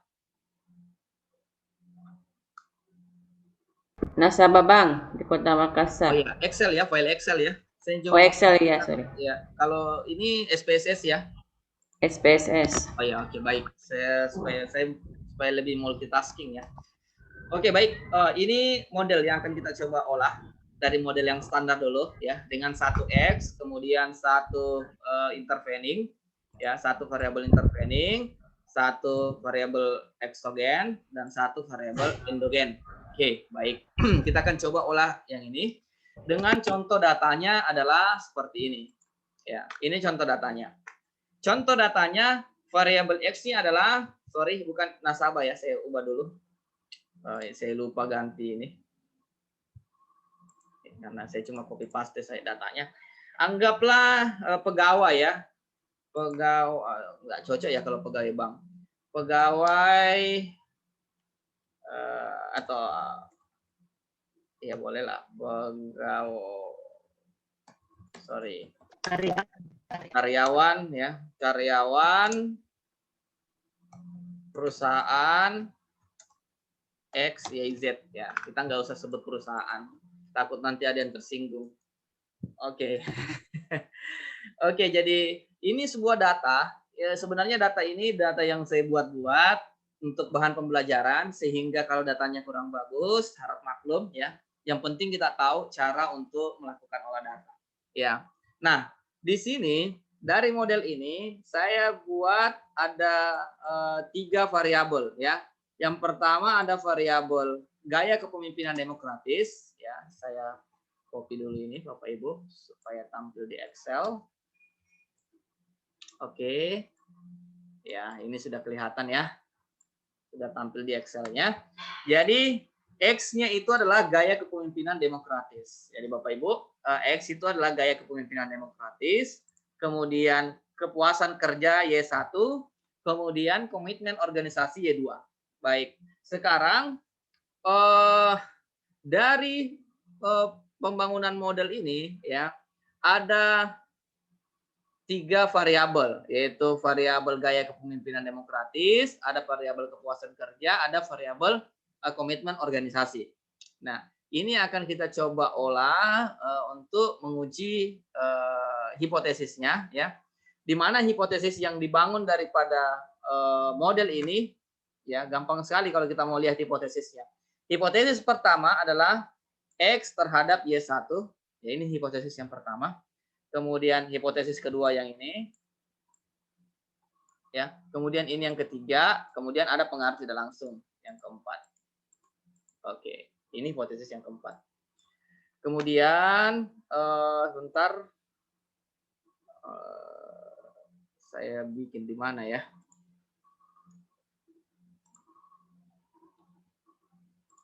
Oke, di sini saja ya. H1, hipotesis 1. Hipotesis 1 biasanya bahasanya hipotesis itu Bapak Ibu gaya kepemimpinan berpengaruh, kira-kira gaya kepemimpinan berpengaruh apa itu? Berpengaruh positif atau negatif terhadap kepuasan kerja? Harusnya positif. Ya, secara teori disebutkan bahwa gaya kepemimpinan berpengaruh positif ya.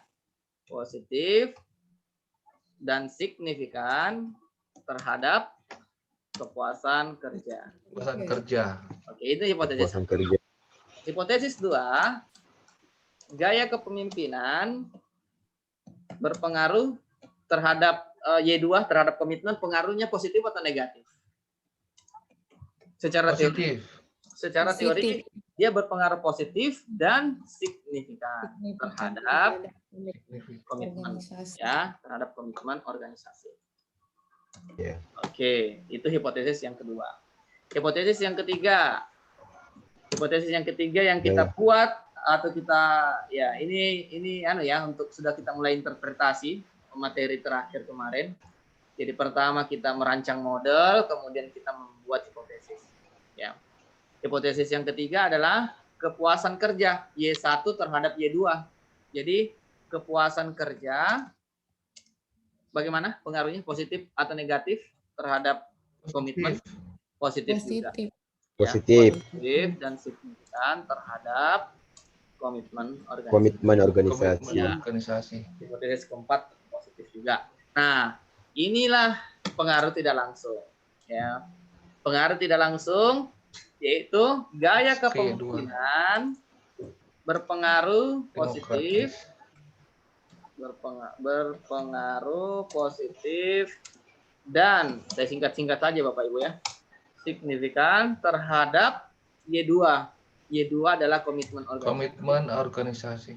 Ya, melalui kepuasan kerja. Ya. Begitu biasanya bahasanya kalau hipotesis pengaruh tidak langsung, ya.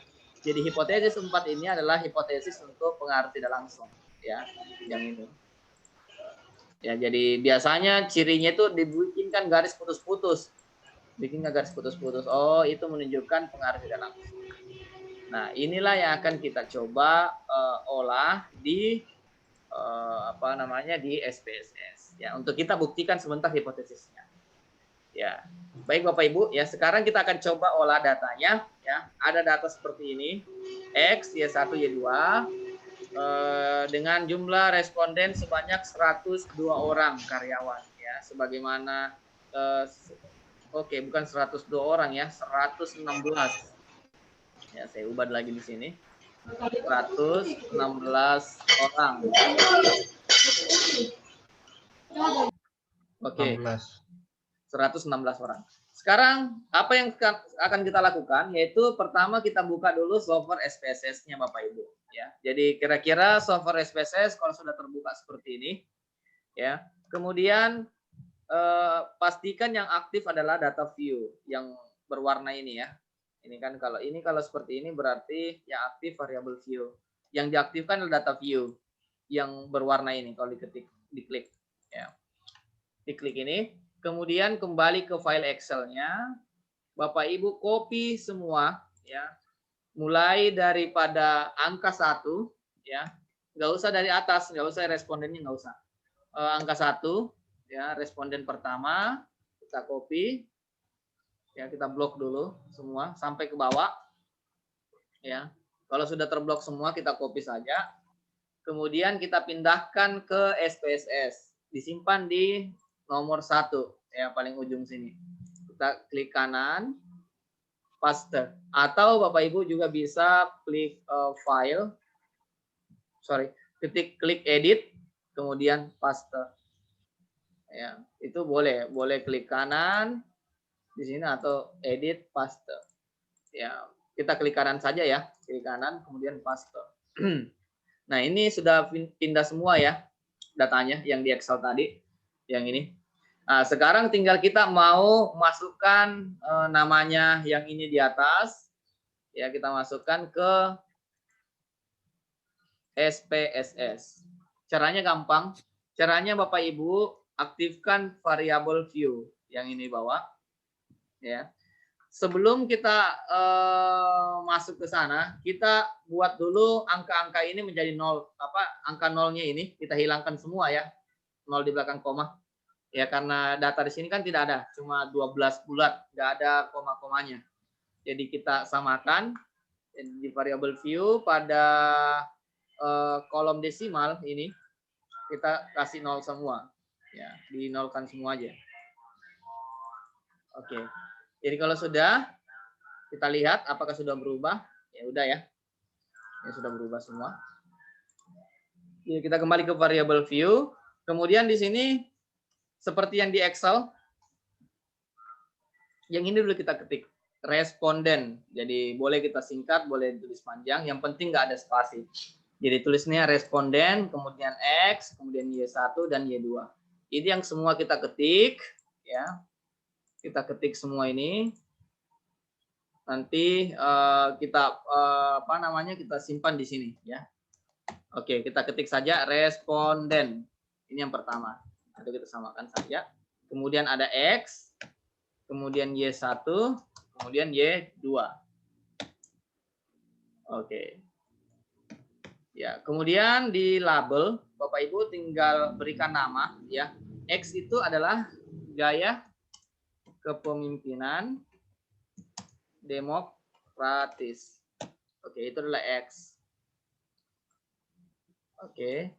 Kemudian Y1 adalah kepuasan kerja. Kemudian Y2 adalah komitmen organisasi. Ya. Kalau sudah seperti ini, jangan lupa diklik. Ya, jangan lupa klik kolom yang lain ya. Biasanya error. Jadi kita klik kolom yang lain. Oke. Setelah itu, setelah ini lengkap, kita kembali data view untuk cek apakah sudah berubah.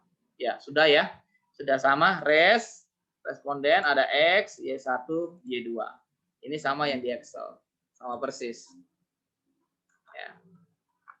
Oke. Sekarang kita kembali ke SPSS, Bapak Ibu. Nah, sekarang bagaimana cara melakukan olah data dengan analisis jalur? Caranya gampang sekali, ini simple. Tinggal Bapak Ibu klik analyze, ya. Klik analyze, kemudian klik regresi, kemudian linear.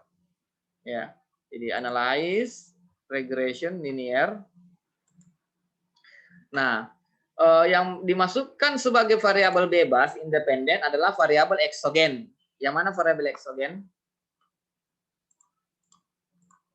Gaya kepemimpinan. Ya, ini masuk sebagai variabel independen. Sedangkan di independen adalah kita masukkan dulu adalah kepuasan kerja dulu yang kita olah. Jadi gaya kepemimpinan terhadap kepuasan kerja dulu. Ya, nanti sebentar komitmennya, kepuasan kerja dulu. Setelah itu kita klik OK. Ya, nanti akan keluar hasil seperti ini.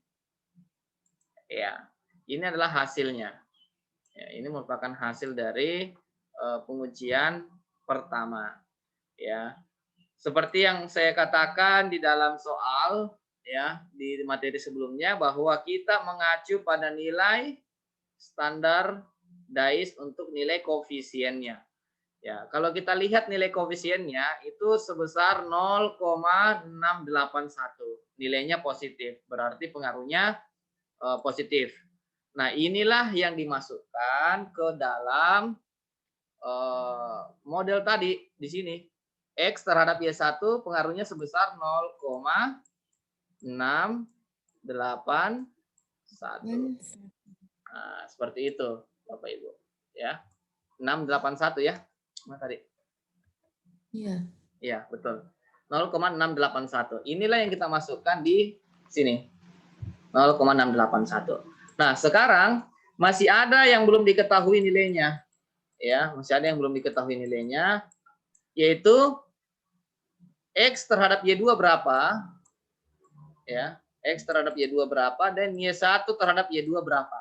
Ini bisa satu kaligus kita dapatkan nilainya dengan teknik regresi berganda. Jadi kita asumsikan bahwa Y1 ini sebagai variabel bebas juga, sebagai variabel bebas kedua. Sehingga kalau kita analisis langsung saja seperti ini analisisnya ya. Langsung saja seperti ini. Analyze, regression, linear. Kepuasan kerja kita keluarkan kembali.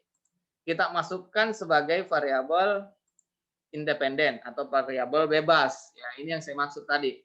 Kepuasan kerja kita asumsikan sebagai variabel bebas. Jadi variabel intervening itu seolah-olah kita asumsikan sebagai variabel bebas.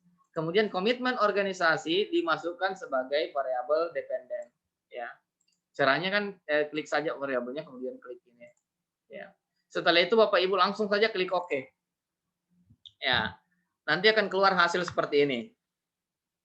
Oke, ternyata hasilnya gaya kepemimpinan demokratis nilainya minus 0,006 ya. Berarti kita sudah dapatkan nilai gaya kepemimpinan ya, ini nilainya ya, gaya kepemimpinan terhadap komitmen organisasi ini ya. Gaya kepemimpinan terhadap komitmen organisasi nilainya adalah besar pengaruhnya adalah minus 0,006 atau pengaruhnya negatif. Maka kita gambar di mana tadi? Di Excel 0,006. Gaya kepemimpinan ya di sini ya.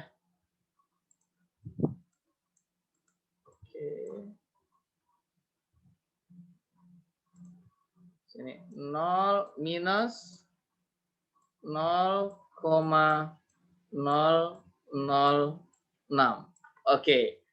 Kemudian selanjutnya untuk kepuasan kerja terhadap komitmen besarnya adalah positif 0,815. Berarti sini kita tulis 0,81.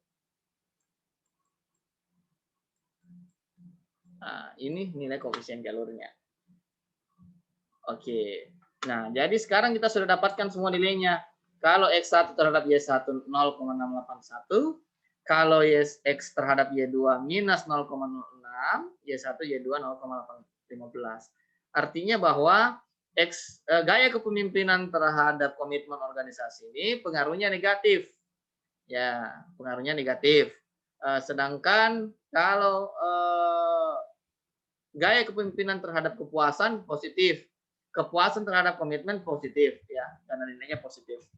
Nah, sekarang untuk memperoleh pengaruh tidak langsung, caranya juga gampang sekali ya. Caranya Bapak Ibu tinggal mengalihkan saja pengaruh antara variabel bebas terhadap intervening dengan intervening terhadap variabel terikat ini ya. Nilainya itu kita kalikan saja. Jadi silakan Bapak Ibu coba kalikan 0,681 dikalikan 0,815 ya. Jadi 0,681 0,681 0,56 positif atau negatif? Positif. 0,5 3 angka ke Pak Dokter? Iya, 3 angka betul. 0,555 Baik. Nah, sekarang sudah dapat hasilnya ya. Di sini kita lihat, kita coba pastikan ya, kita kali di sini di Excel 0,815 ya, kali. Nah, 0,555. Oke. Sekarang ini kelihatan sekali dari model. Yang mana yang paling bagus? Apakah pengaruh langsung atau tidak langsung? Pengaruh ya, tidak langsung, pengaruh langsung. Ya, coba lihat dulu. Coba kita lihat dulu ya Bapak Ibu ya. Pengaruh tidak langsung. Sekarang. Pengaruh langsung sebesar 0, minus sebenarnya yang mau dilihat sebenarnya intinya ini ya, intinya sebenarnya kita cuma mau menguji bagaimana pengaruh langsung antara X terhadap Y2 dibandingkan dengan pengaruh tidak langsungnya. Nah, ternyata kalau pengaruh langsungnya adalah 0,06 minus, bahkan minus lagi. Artinya gimana? Artinya kalau gaya kepemimpinan demokratisnya bagus, maka akan menurunkan komitmen. Gitu itu maknanya. Kalau langsung ya, langsung. Tetapi ternyata ketika karyawan itu diberikan kepuasan kerja yang tinggi, ya, pengaruh tidak langsung ceritanya melalui kepuasan, justru ternyata kalau gaya kepemimpinan bagus, itu akan bisa meningkatkan komitmen. Tapi syaratnya apa? Syaratnya karyawan itu harus puas. Oh, gitu. Mudah-mudahan bisa dipahami Bapak Ibu ya. Bisa. Apa ya? Saya coba sederhanakan bahasanya ya, mudah-mudahan bisa dipahami. Jadi artinya gini, fungsi daripada uji analisis jalur ini adalah kita mau melihat mana alternatif penyelesaian masalah yang paling baik di dalam suatu organisasi atau perusahaan. Apakah pengaruh langsungkah ataukah pengaruh tidak langsung, gitu. Ya, yang jadi apa? Yang jadi menarik sebenarnya biasanya ya. Ini kan bagus ini. Ini penelitian yang oke banget ini sebenarnya kalau dapat data seperti ini. Wah, mantap nih. Berarti memang kepuasan kerja itu penting sekali di perusahaan ini. Yang lucu seandainya misalnya, contohnya misalnya ya, kebalik. Contoh gini ya, contoh ya Bapak Ibu ya. Kebalik. Ternyata pengaruh tidak langsungnya minus 0,006. Contoh saya balik. Seandainya kita berandai-andai. Tidak langsungnya minus 0,006. Tetapi pengaruh langsungnya positif 0,555. Artinya apa? Artinya gaya kepemimpinan itu langsung bisa meningkatkan komitmen organisasi tanpa membuat karyawan puas. Jadi tidak perlu diberikan kepuasan. Kenapa? Karena kalau diberikan kepuasan justru menurunkan komitmen. Gitu. Nah, jadi ceritanya variabel intervening ini cukup membantu seorang perusahaan untuk bagaimana bisa mencari penyelesaian masalah atau alternatif terbaik di dalam penyelesaian permasalahan di dalam suatu organisasi atau perusahaan. Ya, seperti itu Bapak Ibu. Mudah-mudahan bisa dipahami penjelasan saya. Oke, sampai di sini ada yang mau ditanyakan?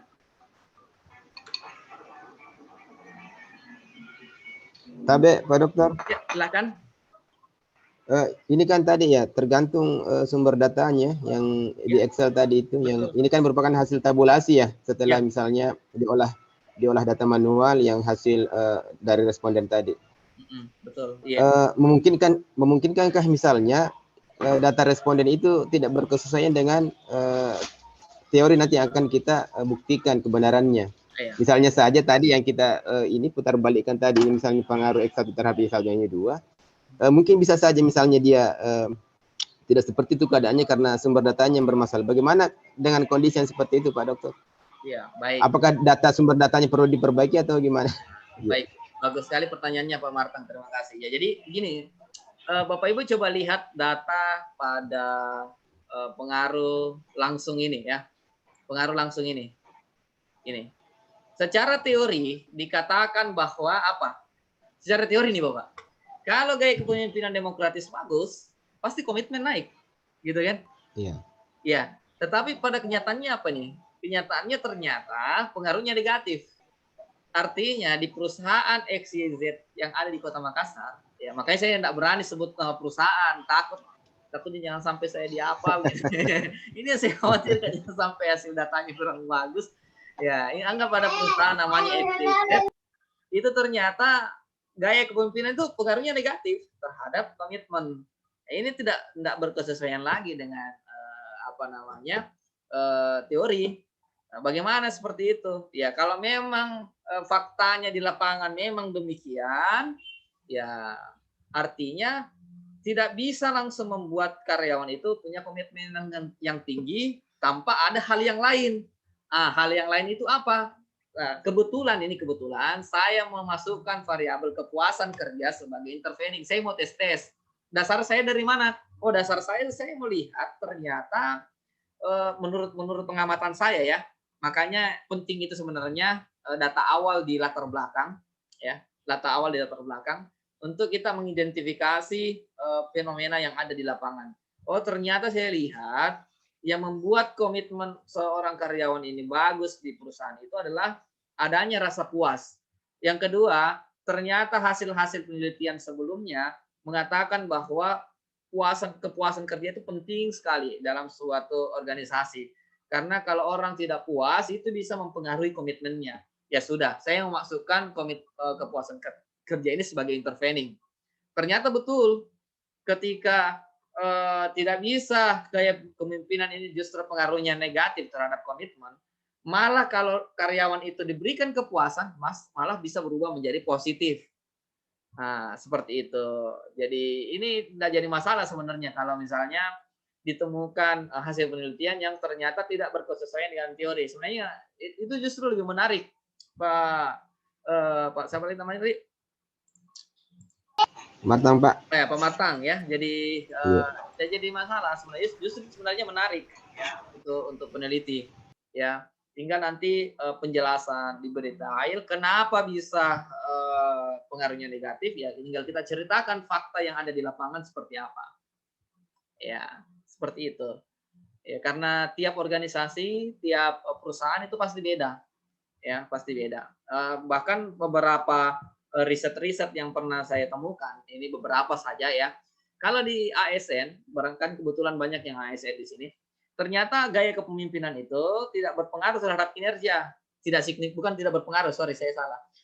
Gaya kepemimpinan itu berpengaruh tapi tidak signifikan. Ya, bukan tidak berpengaruh ya, berpengaruh tapi tidak signifikan terhadap kinerja. Artinya pengaruhnya relatif kecil. Nah, kenapa bisa? Karena ya kadang pejabat, kadang pemimpin itu ya diganti, misalnya tiap 5 tahun diganti, sehingga gaya kepemimpinan dianggap tidak begitu memberikan pengaruh yang signifikan terhadap peningkatan kinerja. Justru faktor yang lain lah yang mempengaruhi kinerja. Seperti itu. Beda kalau misalnya di perusahaan yang lain, misalnya di perusahaan swasta, justru gaya kepemimpinan itu biasanya signifikan pengaruhnya terhadap kinerja. Ya, karena pernah dulu saya ikuti salah satu ujian promosi dokter, dijelaskan oleh promotor ya bahwa alasannya kenapa bisa gaya kepemimpinan tidak signifikan ya menurut beliau ya yang ujian promosi itu alasannya adalah karena kepemimpinan atau jabatan di sana itu adalah jabatan politik ya seperti itu, sehingga kadang tidak begitu memberikan dampak terhadap kinerja ya, kira-kira begitu. Ya, jadi gaya kepemimpinan itu tidak memberikan pengaruh yang tidak signifikan terhadap kinerja. Ya. Sampai di sini ada lagi yang mau ditanyakan kepada Bapak Ibu?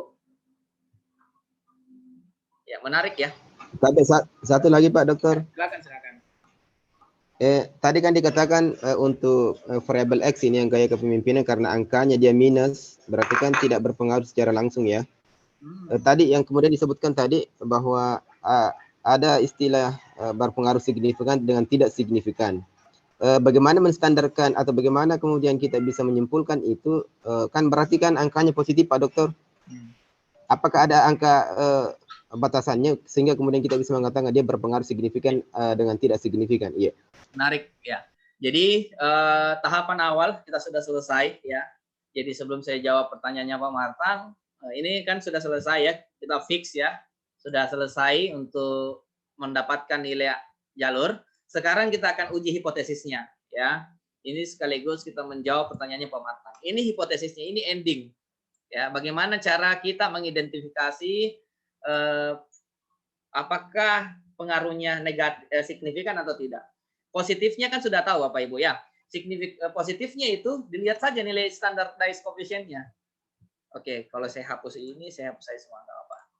Oke, kalau kita mau melihat pengaruhnya positif atau negatif, dilihat saja nilai standardized. Ya. Ini saja Bapak Ibu lihat. Nilai standardized. Pengaruhnya ini ya. Apakah nilainya positif atau negatif? Nah, ini untuk melihat arah pengaruh.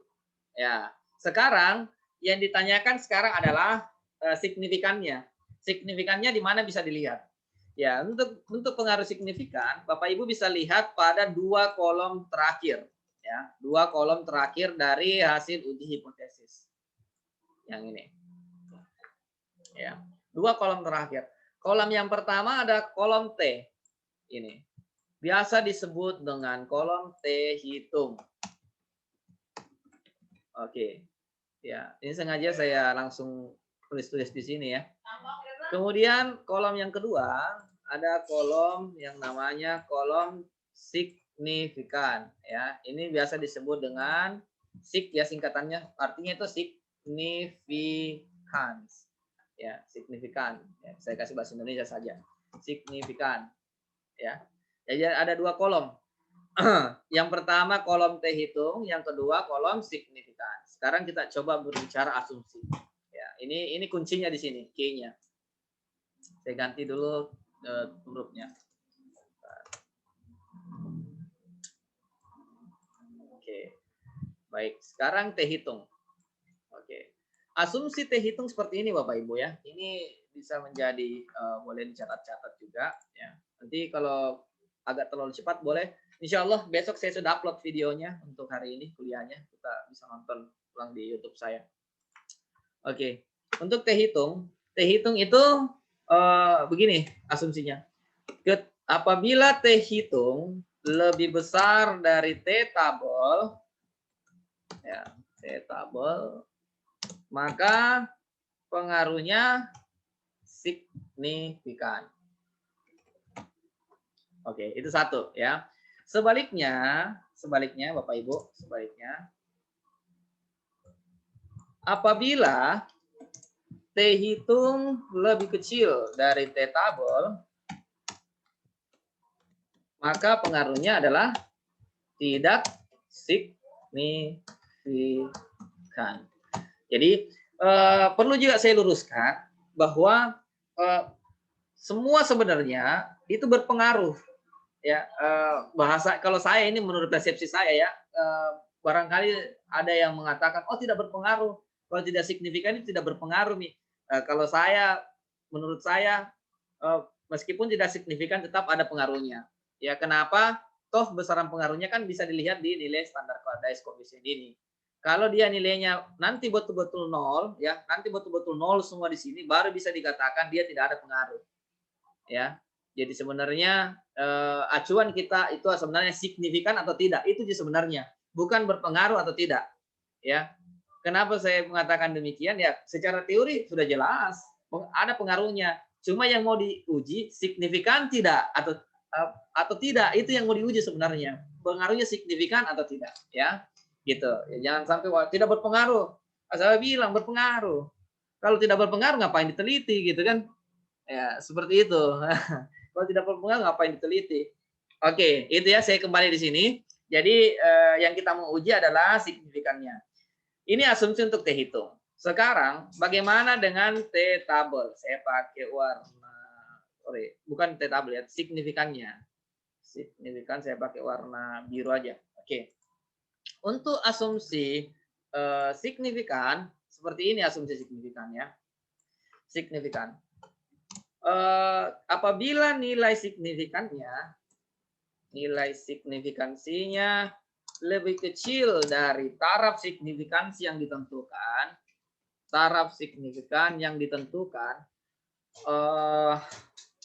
biasanya taraf signifikan yang Bapak Ibu tentukan itu adalah 0,05. Sebentar saya jelaskan ya. Apabila nilai signifikansinya lebih kecil dari 0,05 maka dia signifikan. Sebaliknya, kalau nilai signifikansinya lebih besar dari 0,05 maka dia tidak signifikan. Oke, ini asumsi yang harus ada di kepala kita ya. Ya, kalau ini sudah ada di kepala, insya Allah kita sudah bisa identifikasi pengaruhnya signifikan atau tidak. Oke, ya sampai di sini Bapak Ibu ya, mudah-mudahan bisa dipahami. Oke, yang pertama kita coba lihat untuk T hitung dibandingkan T tabel. Ini adalah model lama sebenarnya, karena kita harus bandingkan lagi dengan T tabel. Nah, dengan demikian maka kita harus mencari tabel T, ya, tabel T. Ini lagi masalah, kalau kita tidak ada tabel T-nya ya susah, ya. Oke, baik, saya akan coba berikan contoh bagaimana melihat tabel T, ya. Kebetulan saya ada tabel T di sini. Aduh.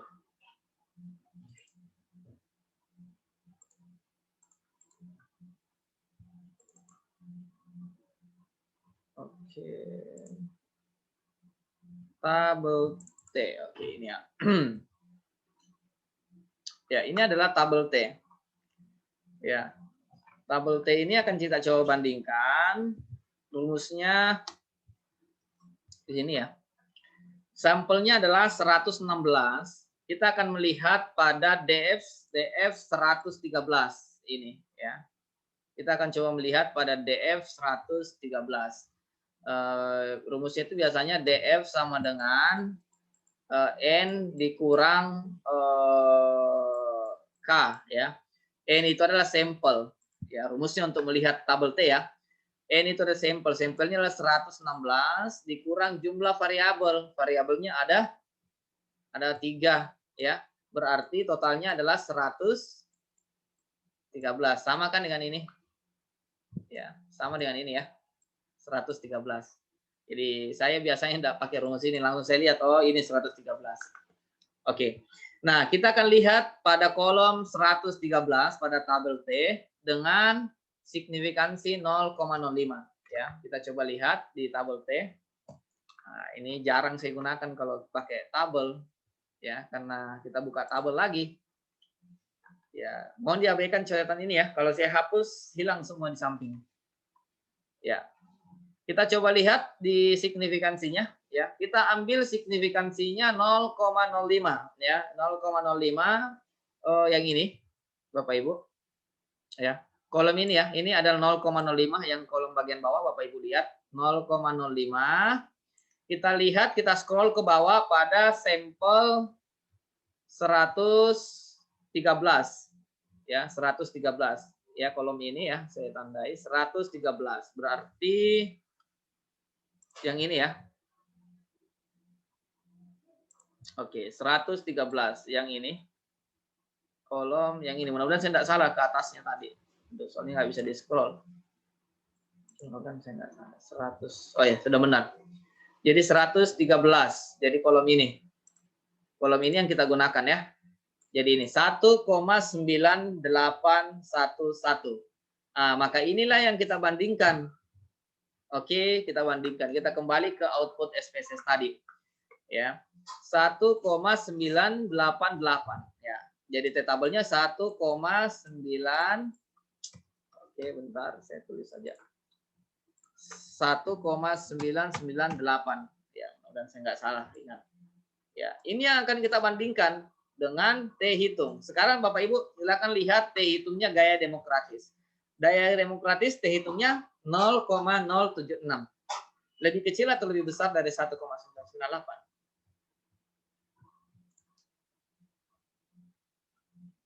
Ya. Halo. Lebih kecil Pak Dokter. Ya, lebih kecil. Berarti dia signifikan atau tidak?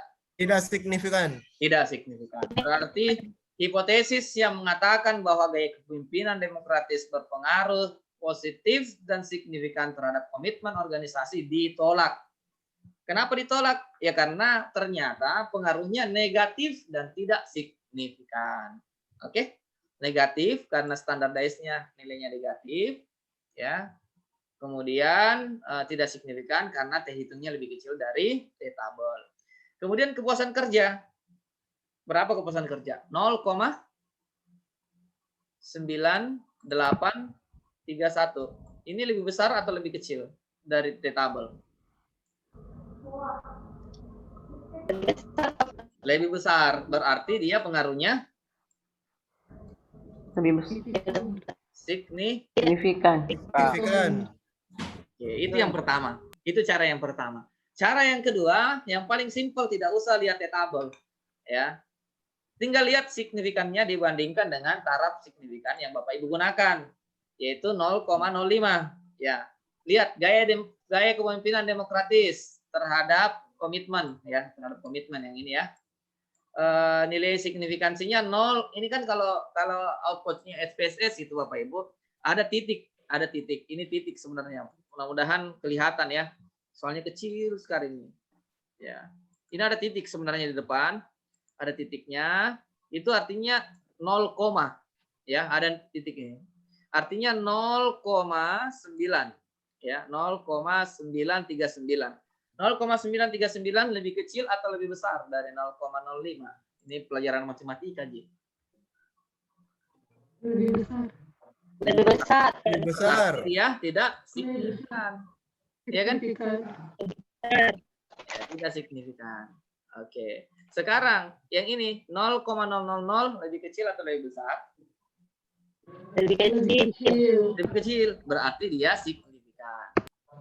Signifikan. Ya. Sudah mudah ya. Atau nanti boleh digunakan kedua-duanya. Boleh menggunakan T hitung dan signifikannya. Boleh, silahkan. Ya. Karena pasti sejalan, Ji. Kalau berdasarkan T hitung dia signifikan, biasanya di signifikansinya juga itu ya signifikan juga. Ya. Jadi sekira seperti itu ya Bapak Ibu ya. Itu untuk menjawab hipotesis di dalam penelitian kita. Ya. Oke. Sampai di sini ada yang mau ditanyakan? Sekiranya ini udah jam berapa ya? Udah lebih daripada jam 9. Kita sebenarnya sampai jam 9.30. Oke. Gak apa-apa, kita lewat-lewat sedikit ya. Nah, ini tadi yang persamaan yang pertama. Yang persamaan yang pertama, gaya kepemimpinan terhadap gaya kepemimpinan demokratis terhadap kepuasan kerja. Pengaruhnya signifikan ya. Kenapa signifikan? Karena nilai signifikansinya lebih kecil dari 0,5. Berarti gaya kepemimpinan berpengaruh positif dan signifikan terhadap kepuasan kerja. Nah, kalau untuk pengaruh tidak langsungnya, Bapak Ibu tinggal membuat atau mengujinya pada Sobel test. Ya, ini agak panjang ya. Mengujinya pada Sobel test. Caranya gimana? Caranya Bapak Ibu tinggal mengakses website yang namanya Sobel test. Tinggal dibuka saja di Google. Kemudian masuk, ketik saja Sobel test. Nih. Ya, Sobel test. Nah, boleh menggunakan website yang pertama, boleh menggunakan website yang kedua. Saya sih biasanya lebih suka yang kedua ini, ya, danielsoper.com. Oke. Karena gambar-gambar dia. Ya. Seperti ini. Ya, oke. Sekarang caranya gimana? Caranya adalah tinggal kita masukkan saja berapa nilai koefisiennya independennya terhadap mediasi. Ya, berapa tadi nilai koefisiennya, gaya kepemimpinan terhadap kepuasan kerja berapa koefisiennya? Ya, kita coba lihat gaya kepemimpinan terhadap kepuasan, koefisiennya adalah 0,681. Ya, yang ini ya. Oke. Ini koefisiennya 0,681. Ya. Kemudian kita masukkan di sini 0,681. Kemudian B itu adalah nilai ini. Nilai koefisien dari mediasi ke dependen berapa? Ya, kita lihat lagi tadi berapa nilainya. Oke, berapa nilainya? Kita lihat kepuasan kerja terhadap komitmen. Itu nilainya adalah 0,815. Ya, itu kita masukkan lagi di Sobel 0,815. Oke. Kemudian ini adalah standar error, ya. Standar error A, artinya berapa nilai standar errornya variabel bebas terhadap intervening. Ya, kita masukkan lagi nilai standar errornya. Standar errornya ada di sini. Oke, yang ini. Ya. 0,081. Ya, tinggal kita masukkan saja di Sobel 0,081. Ya, sedangkan ini standar error pada variabel pengaruh mediasi terhadap variabel terikatnya. Ya, kita coba lihat berapa nilai standar errornya. Ya, standar errornya adalah 0,062. Ya, 0,062. Tinggal kita calculate. Ya, kita klik saja calculate. Yes. Oke, setelah kita kalkulasi, maka inilah, oh ya, ini biasanya kalau seperti ini nilainya, ini menunjukkan bahwa signifikansinya itu adalah 0,000. Jadi tingkat signifikansinya tinggi sekali, ya. Biasanya itu hasilnya seperti ini keluarnya. Kalau Sobel testnya itu agak tinggi, ya. Jadi artinya apa? Pengaruh tidak langsung antara gaya kepemimpinan demokratis terhadap komitmen melalui kepuasan itu juga adalah positif dan signifikan, ya. Jadi dari sekian banyak hipotesis yang kita ajukan di dalam penelitian ini, yang diterima adalah hipotesis 1, hipotesis 3, dan hipotesis 4. Sedangkan yang ditolak adalah hipotesis 2. Ya, kenapa? Karena pengaruhnya negatif, tidak signifikan. Oke. Ya, sampai di sini bagaimana Bapak Ibu? Panjang juga penjelasannya ya. Oke. Luar biasa. Luar biasa. Ya, ini sebenarnya materi yang tidak bisa dilakukan dalam 2 jam. Betul. Ya, materi yang tidak Apalagi dalam keadaan puasa Pak Dokter. dalam keadaan puasa. Aduh, kacau juga ya. Kita putar-putar ke otakku Pak Dokter. Putar ke otak. Saya ikut pelatihan ini berapa kali, saya berulang-ulang. Saya ikut pelatihannya mulai dari pagi sampai sore. Ya. Itu untuk membahas analisis jalur. Kemudian Sam Amos itu 2 hari. Ya, nggak bisa dengan 2 jam, nggak bisa. Betul itu Pak Dokter. Ya, tapi ya minimal sudah ada gambaran sedikit ya. Insya Allah dengan kita mengulang-ulang terus. Yang penting ada niat saja ya. Itu yang penting. Niat untuk mau mengetahui, mau belajar. Ya, susah juga soalnya kalau nggak ada niat untuk mau belajar susah juga. Ya, saya nggak bisa paksakan gitu. Oke, ya sampai di sini ada yang mau ditanyakan Bapak Ibu sebelum saya tutup kuliahnya jam 9.42 ini. Oke, kalau nggak ada lagi saya kira cukup ya untuk tatap maya kita hari ini. Saya istilahkan tatap maya karena kita cuma bertatap di dunia maya. Ya, kalau kita bertatap di kampus berarti kita tatap muka. Oke ya.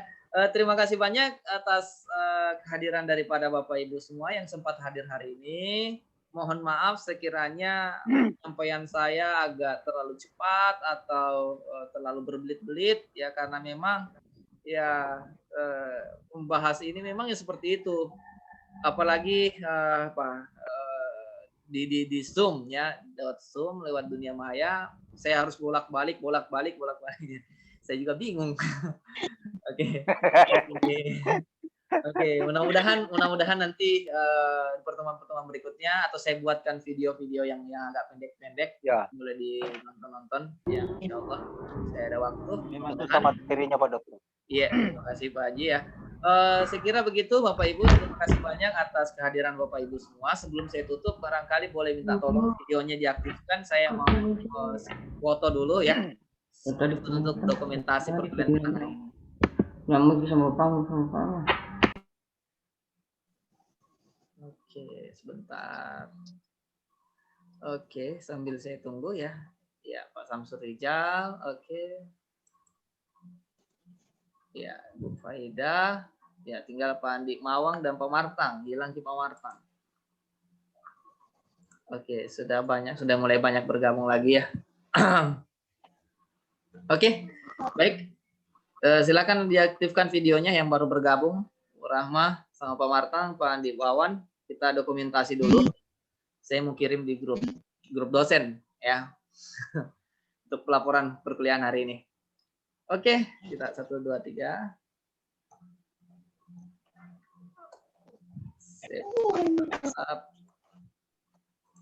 Oke, 1 kali lagi ya. 1 2 3. Oke, ulang. Sorry. 1 2 3.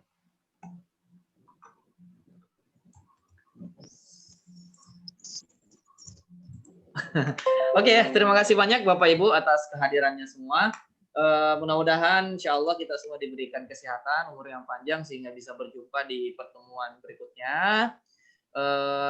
Akhir kata sebelum saya tutup perkuliahan kita hari ini, selamat melaksanakan ibadah puasa kepada Bapak Ibu yang melaksanakan. Ya, semoga ibadah kita diterima oleh Allah Subhanahu wa taala. Puasa kita bisa sampai finish ya. Bisa kita sama-sama menyelesaikan bulan suci Ramadan ini dengan banyak-banyak melaksanakan ibadah di bulan suci Ramadan. Salah satunya kuliah. Amin. Salah satunya kuliah. Ya, kuliah itu sebenarnya adalah ibadah. Yang penting didasarkan pada niat untuk memang mau menuntut ilmu.